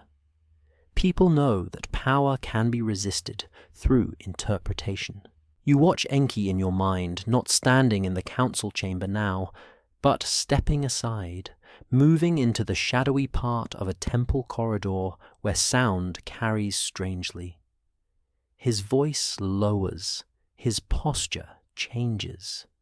He becomes a god of whispers. One interpretation is that the myth is exploring the moral ambiguity of loopholes.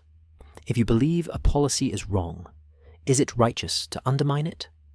Or is it destabilizing? The story doesn't hand you a modern answer. It gives you an image, a god who helps by being indirect. Now comes the cinematic what if, soft and vivid.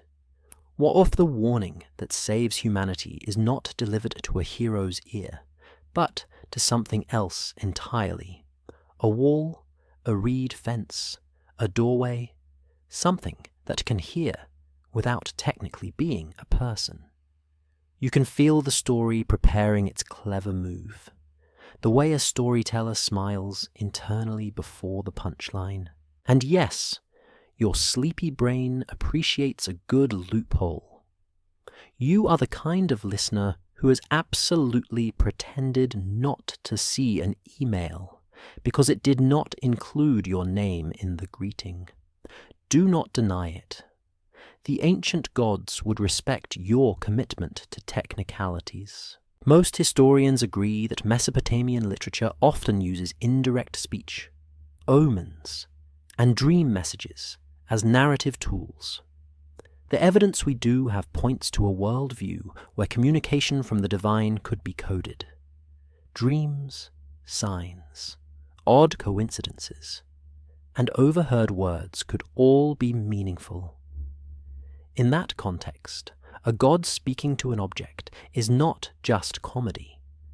It is a way to show how messages can travel in a world where direct contradiction is dangerous. You stand beside a reed wall in your imagination, close enough to smell its dry sweetness. It creaks slightly in the night breeze. Enki speaks toward it, not toward a person. His words are shaped as if they are advice to the wall, but the intention is that a human nearby will hear. The wall becomes a legal trick, an ear that is not an ear. This theory isn't widely accepted as a literal report of what people believe happened in reality, because it is clearly a mythic scene. Still, as a narrative motif, it is elegant. It shows the council's disunity being navigated through language. The oath stands. The council can claim unity, yet the compassionate impulse still finds a path. A careful reading might suggest that the council's unity is now revealed as theatre. If unity requires oaths to enforce it, then unity is not natural. If unity can be bypassed through loopholes, then unity is not complete. The story is quietly telling you that authority always has cracks, and cracks are where life can slip through.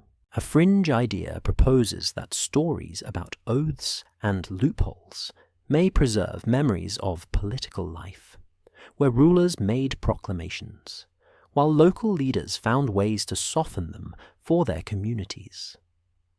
This theory isn't widely accepted as a direct mapping, Because myth is not a simple code, but if we treat it as a possibility rather than a conclusion, it helps you see how stories can echo the lived experience of navigating power. You watch the human hero, Atrahasis, in your imagination, not as a triumphant warrior, but as a careful listener. He hears something that is not meant to be heard. He catches a message that is not officially a message. This is wisdom in myth terms, the ability to notice the indirect, the ability to treat a whisper as urgent. Most historians agree that ancient heroes often survive through piety and obedience to divine guidance, especially guidance that comes through dreams or subtle signs. The evidence we do have points to dream interpretation being an established practice in Mesopotamian culture. That makes the hero's receptivity feel grounded, even if the scene itself is mythic. Historians still argue whether the hero's role in Atrahasis represents a model of ideal religious behavior, a literary device to connect divine action to human survival, or a reflection of a real social class of ritual experts who claimed access to divine knowledge. You let that debate float by. It can stay unresolved and still be soothing. Now the story adds another new thread. An oath is not just a vow. It creates consequences for those who break it. So the council's split becomes riskier. Helping humans is no longer only politically contentious. It is legally dangerous in myth terms. That increases the stakes without needing loud drama. Quiet stakes are more chilling, and also more hypnotic. You imagine Enki weighing words carefully, like someone stepping across stones in a river, trying not to slip. He offers instructions that are both precise and ambiguous. The goal is survival, but the method is deniability. You can almost hear him shaping sentences the way a lawyer shapes clauses. Except he is doing it with sacred poetry instead of legal jargon. You look at the river again. It keeps flowing. It does not care about contracts. Yet human life, in the story, is entangled with vows and decrees. That contrast makes the myth feel true in an emotional sense. Nature is indifferent. Authority is complicated. Survival depends on paying attention. The mystery isn't in what we know, but in what we can't confirm. We're not proving anything tonight. We're following clues. The clue here is that the Atrahasis epic treats language as power. An oath can bind, a loophole can save, a whisper can move history. You let your breathing slow, and you allow the scene to settle into a soft rhythm. Reeds sway, water murmurs. The council's vow hangs in the air like a net, and yet, somehow, life finds a gap in the weave. Your eyelids grow heavier. In the hush, you can almost hear the quiet satisfaction of a loophole working, not as a prank, but as a small act of mercy disguised as obedience. You move through a marshy edge of the river where the ground gives slightly under each step, soft as a sponge. Reeds rise taller than you, and their tops brush your shoulders with a dry, whispery sound.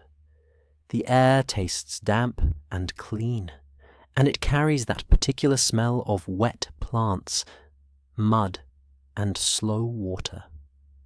Most historians agree that river life shaped Mesopotamian imagination, and that reed beds were common features of the landscape, used for building, weaving, and daily survival. The evidence we do have points to reeds being more than scenery. They were material culture. They became boats, mats, baskets, and walls. They were, in a sense, the local version of multitasking. Tonight, the story's new development becomes physical, not just decrees, not just whispers, but hands and materials and the quiet urgency of construction. Atrahasis begins to prepare a vessel, and you can feel the world narrowing into practical steps. What's broadly accepted is that Mesopotamian communities built reed boats and used bitumen for waterproofing, and that rivers were highways as much as boundaries. Archaeology suggests the widespread use of bitumen in ancient Near Eastern waterproofing, and the presence of boat imagery and river travel in art and literature. That is solid ground. The mist is the mythic scale, and the exact details of any single legendary vessel. You watch Atrahasis in your imagination as he stands among reeds, choosing stalks, checking thickness, gathering bundles. His movements are careful, not heroic in the Hollywood sense. He works like someone doing something that must be done quietly. The calm urgency is almost soothing, the way watching someone fold laundry can be soothing. Except this laundry might be saving a world. A careful reading might suggest that the story frames survival as craft, not as battle, not as conquest, but as making, build, seal, tie, measure. This is a very Mesopotamian kind of heroism, rooted in the skills of a river culture. One interpretation is that the epic honors the knowledge of materials and the discipline of preparation. That interpretation feels reasonable, but it is still interpretation. You notice the way bitumen enters the scene. It is dark, sticky, and smells sharp, like earth heated, until it releases its hidden oils. In your mind, Atrahasis warms it gently and spreads it along seams. The work is repetitive, almost meditative. Smear, press, smooth, smear again. The vessel begins to look less like a pile of reeds and more like a shape with purpose. Historians still argue whether flood narratives in Mesopotamia preserve memories of specific inundations, reflect repeated local experiences with flooding, or serve primarily as symbolic stories about divine power and human limits. You let the debate float over the water like fog. It doesn't interrupt the building. It simply adds depth to the night. Now, the divine council's disunity shows up in the atmosphere around the work. The strict voices want the plan hidden, stopped, erased. The compassionate impulse has already set the work in motion, but it cannot openly protect it. That creates a mood of secrecy. The vessel is built in a kind of hush, as if the reeds themselves are listening for trouble. You step closer and see the small details. Rope made from plant fiber, twisted tight, knots that must hold under strain. A framework that must not collapse. You can hear the creak of reeds bending, the small snap of a stalk breaking. The soft curse Atrahasis does not say out loud, because this channel is PG-13, and also because ancient heroes are polite when the gods might be eavesdropping. A more cautious explanation could be that the detailed building instructions in such myths serve a literary function, grounding a supernatural story in realistic craftsmanship. The evidence we do have points to ancient epics, often including practical detail to make the narrative feel credible. In a world where people understood boats and water, describing construction makes the story believable, even when the scale becomes mythic. Now comes a cinematic what if, quiet and vivid. What if the reeds around Atrahasis are not just plants, but witnesses? What if each rustle is a warning? What if the river itself is holding its breath? You are not proving anything tonight. You are following clues. And the clue is the mood of secrecy, the sense that survival is being built under pressure. A fringe idea proposes that some floodboat motifs may be connected to older stories of migration, with boats symbolizing the passage from one homeland to another, later reimagined as a cosmic disaster. This theory isn't widely accepted as a single explanation, because flood stories can carry multiple meanings at once. If we treat it as a possibility rather than a conclusion, it becomes another gentle lens.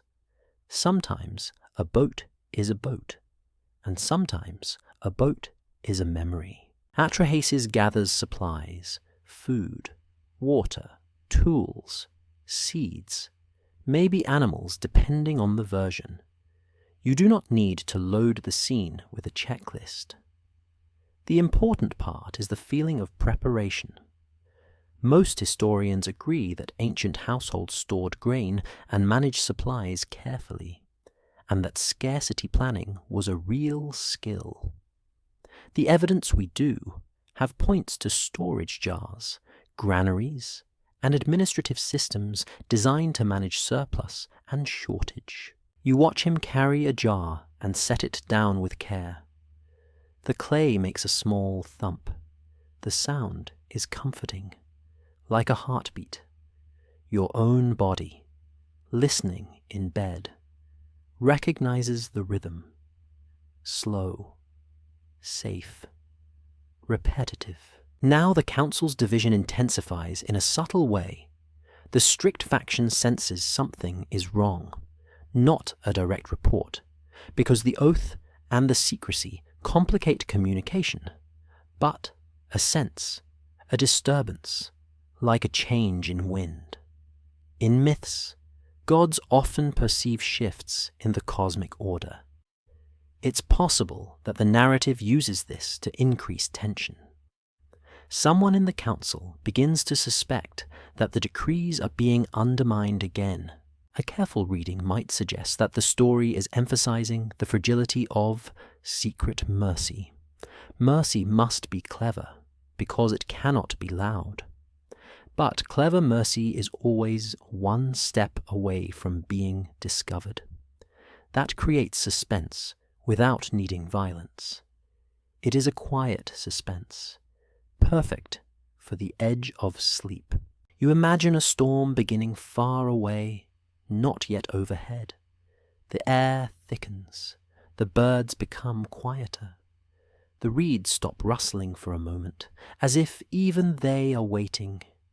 You smell ozone faintly, and the bitumen smell becomes stronger because humidity makes everything more intense. Most historians agree that storms and floods were part of Mesopotamian experience, and that sudden weather shifts could be dramatic. The evidence we do have points to rivers that can swell quickly, and to low-lying plains that can become inundated. That is the mainstream anchor. The mist is the mythic framing of a flood as an intentional act by divine decision. Historians still argue whether the Atrahasis flood is best read as theological drama about divine regret and control, or as an accumulation of environmental anxieties shaped into narrative form. You let that line soothe you. Debate can be calming when it is framed gently, like a reminder that certainty is not required. Now the vessel is ready enough. Atrahasis steps inside, and the inside smells like reeds and bitumen, earthy and sharp. The space is cramped, not luxurious. Survival is rarely spacious. You can imagine the dimness, the sound of water outside, the way the vessel would rock slightly, even before the storm fully arrives. Here comes your second small joke for this section. light and sleepy. You picture Atrahasis realizing he forgot one thing, and it is not a dramatic thing like seeds, but a small thing like a spoon. And you feel that ancient panic of, I have prepared for the end of the world. But I did not pack the one item that makes soup manageable. Then you let that human detail dissolve, because it makes him feel real. The storm comes closer. The wind picks up. The reeds lash. Rain begins. First as soft tapping, then as a heavier drumming. The sound is hypnotic. You can almost hear it against your own window, even if outside your real room it is dry. Your mind supplies the rain because it wants you to sleep. Now the council's division becomes almost tragic. The strict side believes it has set an unavoidable course. The compassionate side has created a pocket of survival within that course. The flood, in this mythic logic, is both punishment and inevitability, while the boat is both rebellion and obedience. It exists in the loophole space, the gap between what was decreed and what can be done. One interpretation is that this is the epic's deepest tension. The world is shaped by authority, but life is preserved by ingenuity and empathy. That is a possibility, not a certainty. A more cautious explanation could be that the narrative simply needs a survivor to carry the story forward, and to explain why humans still exist despite divine plans. A fringe idea proposes that some flood traditions point to ancient memories of major sea level changes or regional climatic shifts, later mythologized. This theory isn't widely accepted as a precise match for any single epic, because timelines and evidence are complex. If we treat it as a possibility rather than a conclusion, it becomes a soft background thought. The environment changes, and stories remember in symbolic form. Inside the vessel, Atrahasis listens. The water roars, the wood or reeds creak, the bitumen holds. Hopefully. The darkness is thick. The sound of rain becomes a blanket. You breathe slowly, matching that rhythm. The storm is outside, but the inside space is a cocoon. The mystery isn't in what we know, but in what we can't confirm. We're not proving anything tonight. We're following clues. The clue here is that the boat is built from the very landscape that threatens life. Reeds from the marsh, bitumen from the earth, rope from plants. The world gives the tools to survive the world. Your eyelids feel heavy. The storm sound in your imagination becomes softer, steadier, like a lullaby. The vessel rocks gently. Atrahasis holds on, not with fear, but with patience. In the mythic night, patience is a kind of wisdom. In your real night, patience is what lets sleep finally take you. You find yourself in a world that feels rinsed clean, as if the air has been washed and hung out to dry. The sky is pale, and the light is gentle, not bright. The ground beneath you is slick with moisture, and it squishes softly when you step. Everywhere. There is the smell of wet earth, like the planet has just taken a long drink. Most historians agree that flood myths often turn on the idea of renewal through destruction, and that Mesopotamian literature uses water as both a life source and a threat. The evidence we do have points to water imagery being central across the region's myths, because water is both blessing and danger in a river civilization. In this part of the Atrahasis tradition, the crisis gives way to a strange new problem. The gods, who pushed for drastic measures, now face the consequences of success. The world is quieter, too quiet. Offerings are fewer, prayers are absent. The divine economy of attention, food, and ritual care begins to collapse. What's broadly accepted is that Mesopotamian religion involved feeding the gods through offerings, maintaining temples, and performing rituals that affirmed cosmic order. The evidence we do have points to temples functioning as centers of redistribution and communal life. In myth, offerings are not just symbolic gestures. They are treated as necessary. The gods expect them. They rely on them. That dependence is a key narrative detail that adds complexity, because it means divine power does not equal divine self-sufficiency in these stories. A careful reading might suggest that the flood is not only a punishment of humans, it is also a self-inflicted wound for the gods. If humans disappear, the system that sustains divine honor and comfort falters. That is an interpretation, not a certainty.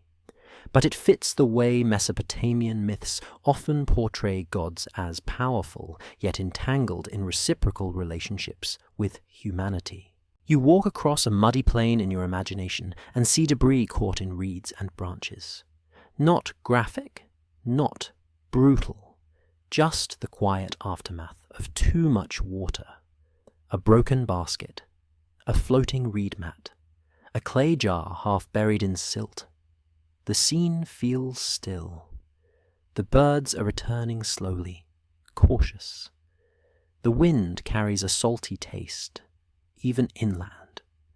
Because your imagination likes to mix sensory details, like a chef who adds too much seasoning, and then says, "Trust me." Now, the divine council gathers again. But the mood is different. The strict faction may have achieved its goal, yet the victory tastes wrong. The compassionate voices who tried to preserve life now have evidence that the harsh course created new problems. The council is forced to admit that perfect control is an illusion.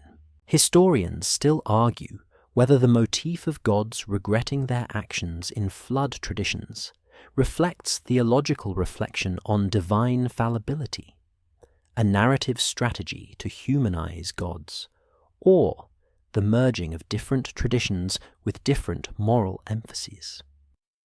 You let that debate drift by like mist. It is soothing, because it reminds you the story is not a simple morality play. It is a complicated myth about complicated power. The new development here is reform. After catastrophe, the council moves toward new rules. Not necessarily kinder rules, but rules designed to prevent the same crisis from repeating in the same way. Most historians agree that Mesopotamian myths often include an etiological element, meaning they explain why the world is the way it is. The evidence we do have points to narratives that use cosmic events to justify features of human life, such as mortality, social structure, and limitations. You imagine the council as a group of administrators who have realized their policy created an unintended disaster. They cannot undo what happened, but they can adjust the system going forward. That adjustment becomes the mythic explanation for why humans have boundaries, why life is shorter, why reproduction is regulated, why certain social roles exist. A careful reading might suggest that the council's reforms are an admission of failure, not shouted, not dramatic, but implied. If the first approach was to reduce humanity through catastrophe, and that created consequences for the gods themselves, then a new approach is needed. That is a reasonable interpretation. A more cautious explanation could be that this is simply the story's way of connecting flood drama to everyday reality, making the epic relevant to listeners who wonder why life is fragile. You walk through a rebuilt neighborhood in your imagination, where fresh mud bricks are drying in the sun. People have returned, not in a loud parade, but in quiet routines. Someone kneads dough, someone patches a roof, someone sweeps a threshold. Most historians agree that Mesopotamian communities rebuilt after floods and conflicts, and that mud brick architecture required constant maintenance. The evidence we do have points to resilience being part of daily life, because buildings and canals needed ongoing care. Now, the council's disunity persists, even in reform. That is the important new thread. Reform does not erase disagreement. It simply shifts its shape. Some gods want strict measures that limit population growth. Others want protections that preserve life. Some accept the reforms as compromise. Others resent them. One interpretation is that the myth is reflecting a truth about governance. Crisis forces change. But change does not create harmony. It creates new negotiations. That interpretation is plausible, but still interpretation. You imagine a goddess, perhaps the mother figure, insisting on measures that prevent endless suffering, like establishing limits that reduce the need for repeated catastrophe. You imagine Enlil insisting on maintaining authority and order. You imagine Enki watching carefully, making sure life has a future. The council's split is not resolved. It becomes institutionalized. This is where the story touches on mortality. Most historians agree that ancient Mesopotamian literature, including later epics, often treats human mortality as a defining feature of the human condition. The evidence we do have points to myths and laments that grapple with death as inevitable. In Atrahasis, the post-crisis reforms can be read as a mythic explanation for why humans die and why life cannot expand without end. Historians still argue whether these mortality explanations were meant to comfort people, to justify social order, or to reinforce the authority of temples and kings by presenting human limitations as divinely ordained. You let that sentence settle softly. Comfort can be complicated. Explanations can serve multiple purposes at once. Now comes the cinematic what if, gentle and reflective. What if the council's reforms are not only about humans? What if they are about the gods managing their own dependence? If gods need offerings, then humans are not just subjects. They are partners in a cosmic exchange. That is not a modern ethical endorsement. It is a mythic structure that makes the world feel interconnected, even when it feels unfair. A fringe idea proposes that the gods' need for offerings in these stories hints at an older understanding of divinity, as sustained by human attention and ritual, almost like a spiritual ecology. This theory isn't widely accepted as a strict doctrinal claim for ancient Mesopotamians, because beliefs varied and texts differ. If we treat it as a possibility rather than a conclusion, it adds an interesting layer. The divine council is not only ruling humanity, it is managing a relationship that keeps the pantheon stable. You walk into a temple space in your imagination, where the air smells like smoke, bread, and beer. A priest places an offering. The flames flicker. The ritual is calm, repetitive, reliable. Most historians agree that ritual repetition was central to ancient religion, creating stability through pattern. The evidence we do have points to offerings being scheduled, measured, and embedded in civic life. In the mythic logic, The gods respond to offerings almost like hungry travelers who haven't eaten in a long time. The image is strange, but it serves the story. It shows regret. It shows dependence. It shows that the flood solution was too extreme, even for the ones who demanded it. You allow yourself a light joke here, because this image is strangely relatable. You imagine the gods hovering over an offering, like someone who skipped dinner and is now pretending they are fine while staring at the last slice of bread. Then you let the joke fade, because the scene becomes more solemn again.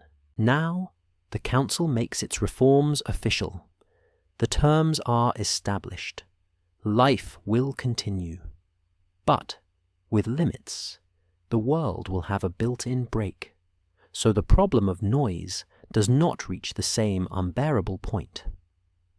This is the myth's way of turning cosmic drama into everyday conditions, mortality, social constraints, and the feeling that life is precious because it is bounded. The mystery isn't in what we know, but in what we can't confirm. We're not proving anything tonight. We're following clues. The clue here is that the divine council's disunity does not vanish. It shapes the world in a complicated way. The reforms are not a single god's victory. They are a negotiated structure. You stand outside the temple again and feel the air cooling as evening returns. A breeze moves through date palms. The rebuilt city hums quietly.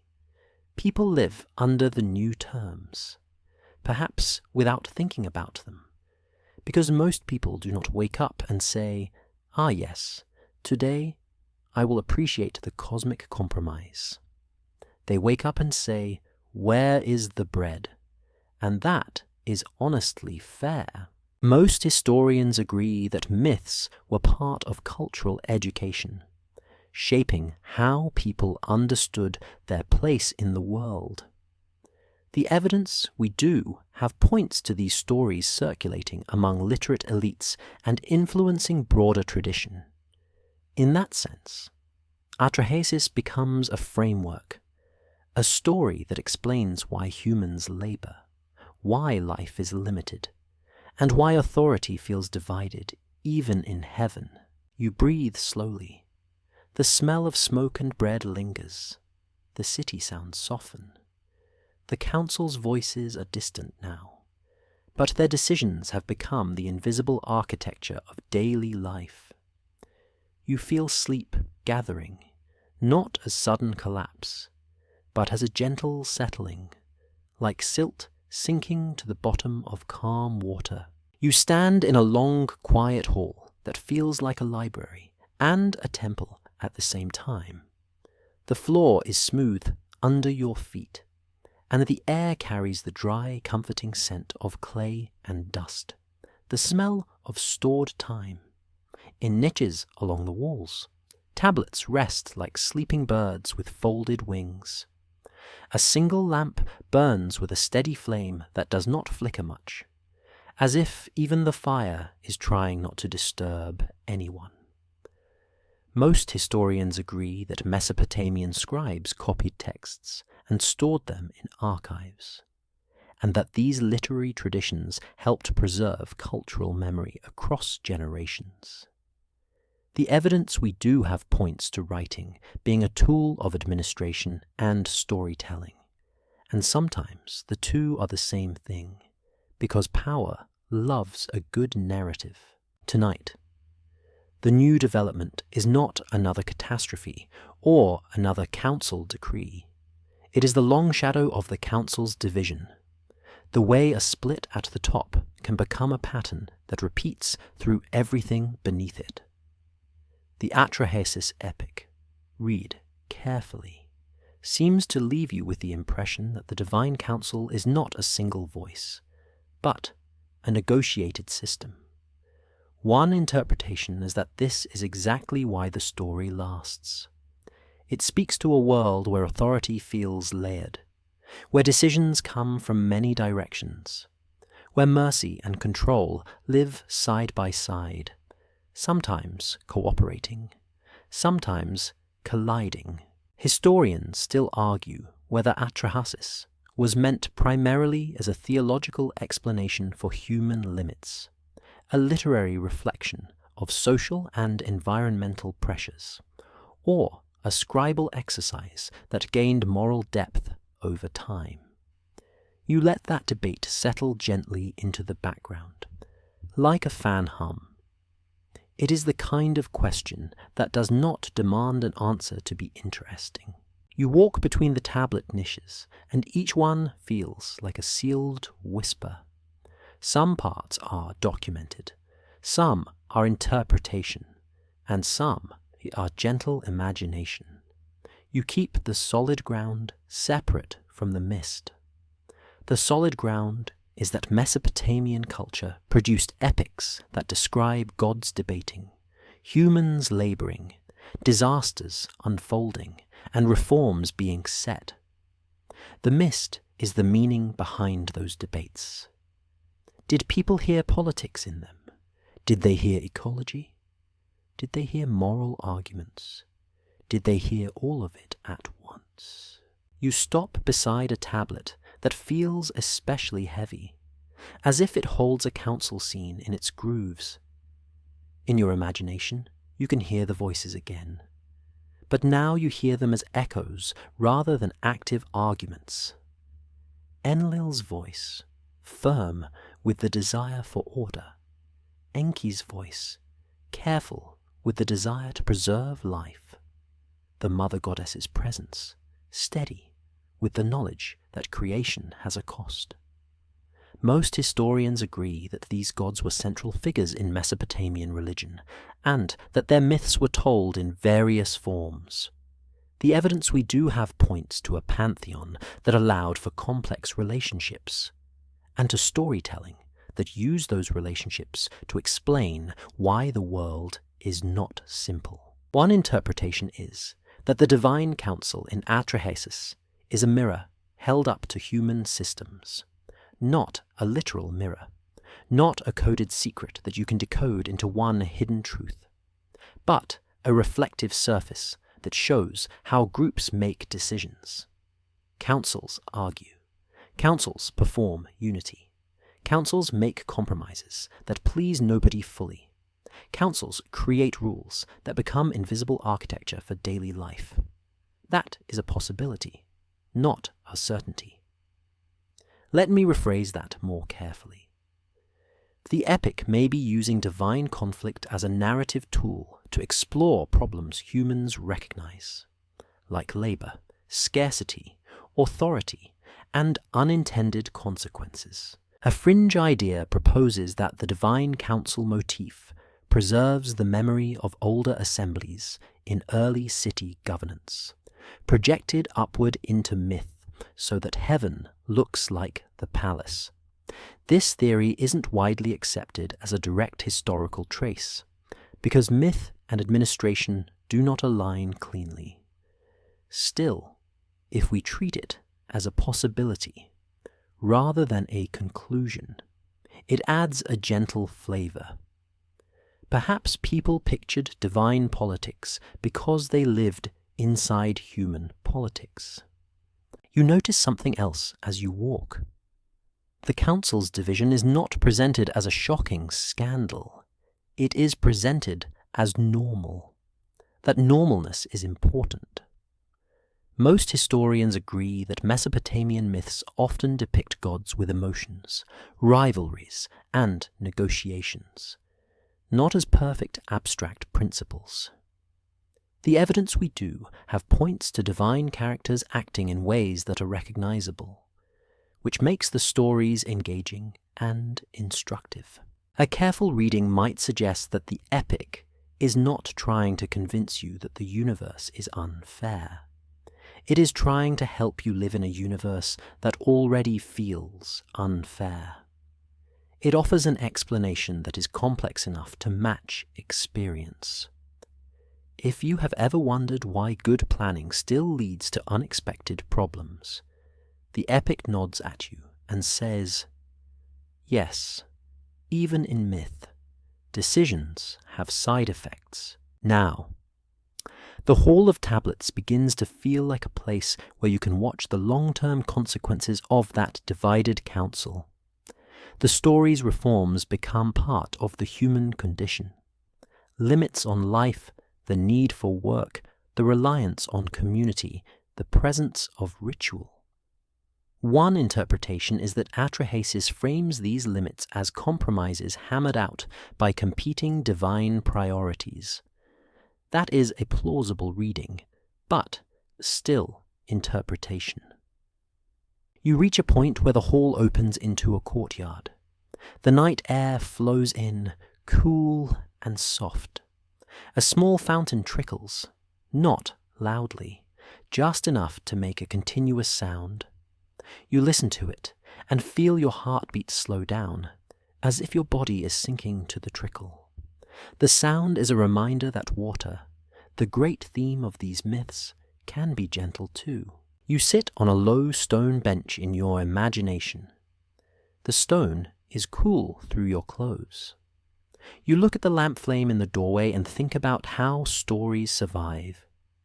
Clay tablets survive because they are durable. But stories also survive because they are flexible. They can be retold, reinterpreted, reimagined. The mystery isn't in what we know, but in what we can't confirm. We're not proving anything tonight. We're following clues. One clue is the way Atrahasis seems to warn about governance by extremes. Another clue is the way it values cleverness and compassion as survival skills. Another clue is the way it shows that strict control can backfire. Most historians agree that ancient Mesopotamian literature influenced later traditions in the region, and that themes like flood, divine assembly, and human mortality echo across time. The evidence we do have points to shared motifs and literary relationships among ancient texts. That is mainstream ground.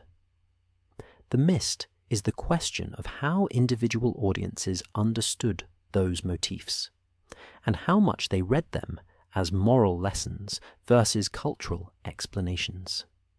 You allow your mind to wander into a calm what if. What if the divine council's division is not a flaw, but a feature? What if a universe with multiple voices is safer than a universe with only one? A single will can be absolute. Multiple wills can check each other. That is not a claim about real theology.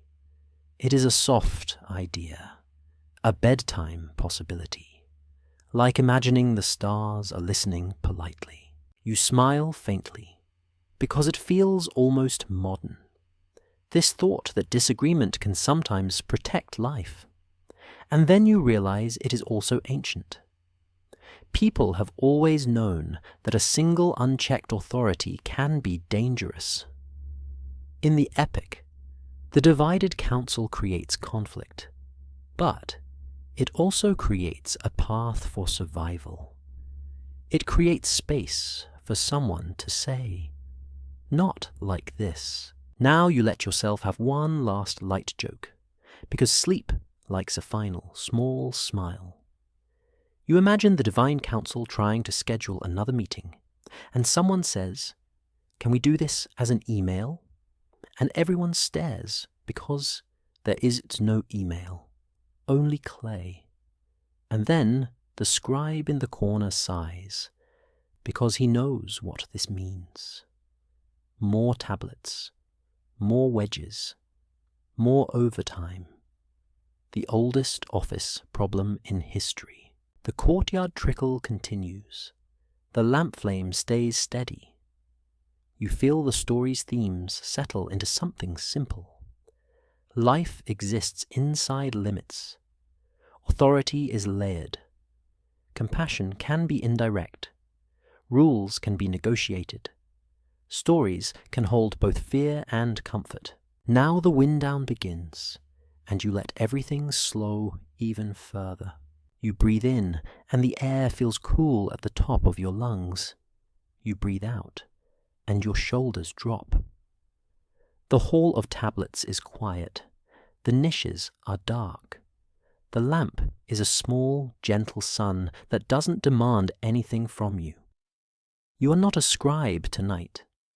You are not a council member.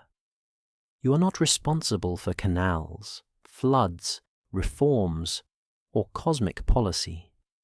You are simply a listener, safe in your own room, letting an ancient story drift through you like a slow river. Some parts of the Atrahasis tradition are widely accepted history, in the sense that we know it existed. We know it was copied. We know it mattered. Some parts are interpretation, like the way a divided divine council might reflect human politics or moral tension. And some parts are gentle imagination, like the way you can almost hear reeds whispering secrets in the dark. If the evidence is thin, we'll say so. If the evidence is solid, we'll stand on it. And when it is time to rest, we let the mist be mist. You listen to the fountain again. It is steady. It does not rush. It does not argue. It just flows. Your thoughts can do the same now. They can flow without needing to conclude. They can move past questions without grabbing them. The council can keep its debates in the distance. The tablets can keep their words pressed into clay. The night can keep its softness. Your eyelids grow heavy. Your breathing becomes slower, deeper, quieter. The lamp in the doorway looks farther away now, as if the hall is stretching into a dream corridor. The sound of water becomes a lullaby. The smell of clay and dust becomes comforting, like the scent of an old book that promises you can close it and return tomorrow. Except tonight, there is no tomorrow you need to manage. You let the last image be simple, a calm courtyard, a steady trickle, a gentle lamp, a story that holds disagreement without panic. And you let yourself slip down into sleep the way silt settles at the bottom of still water, slow and soft and inevitable. End of script. Sweet dreams.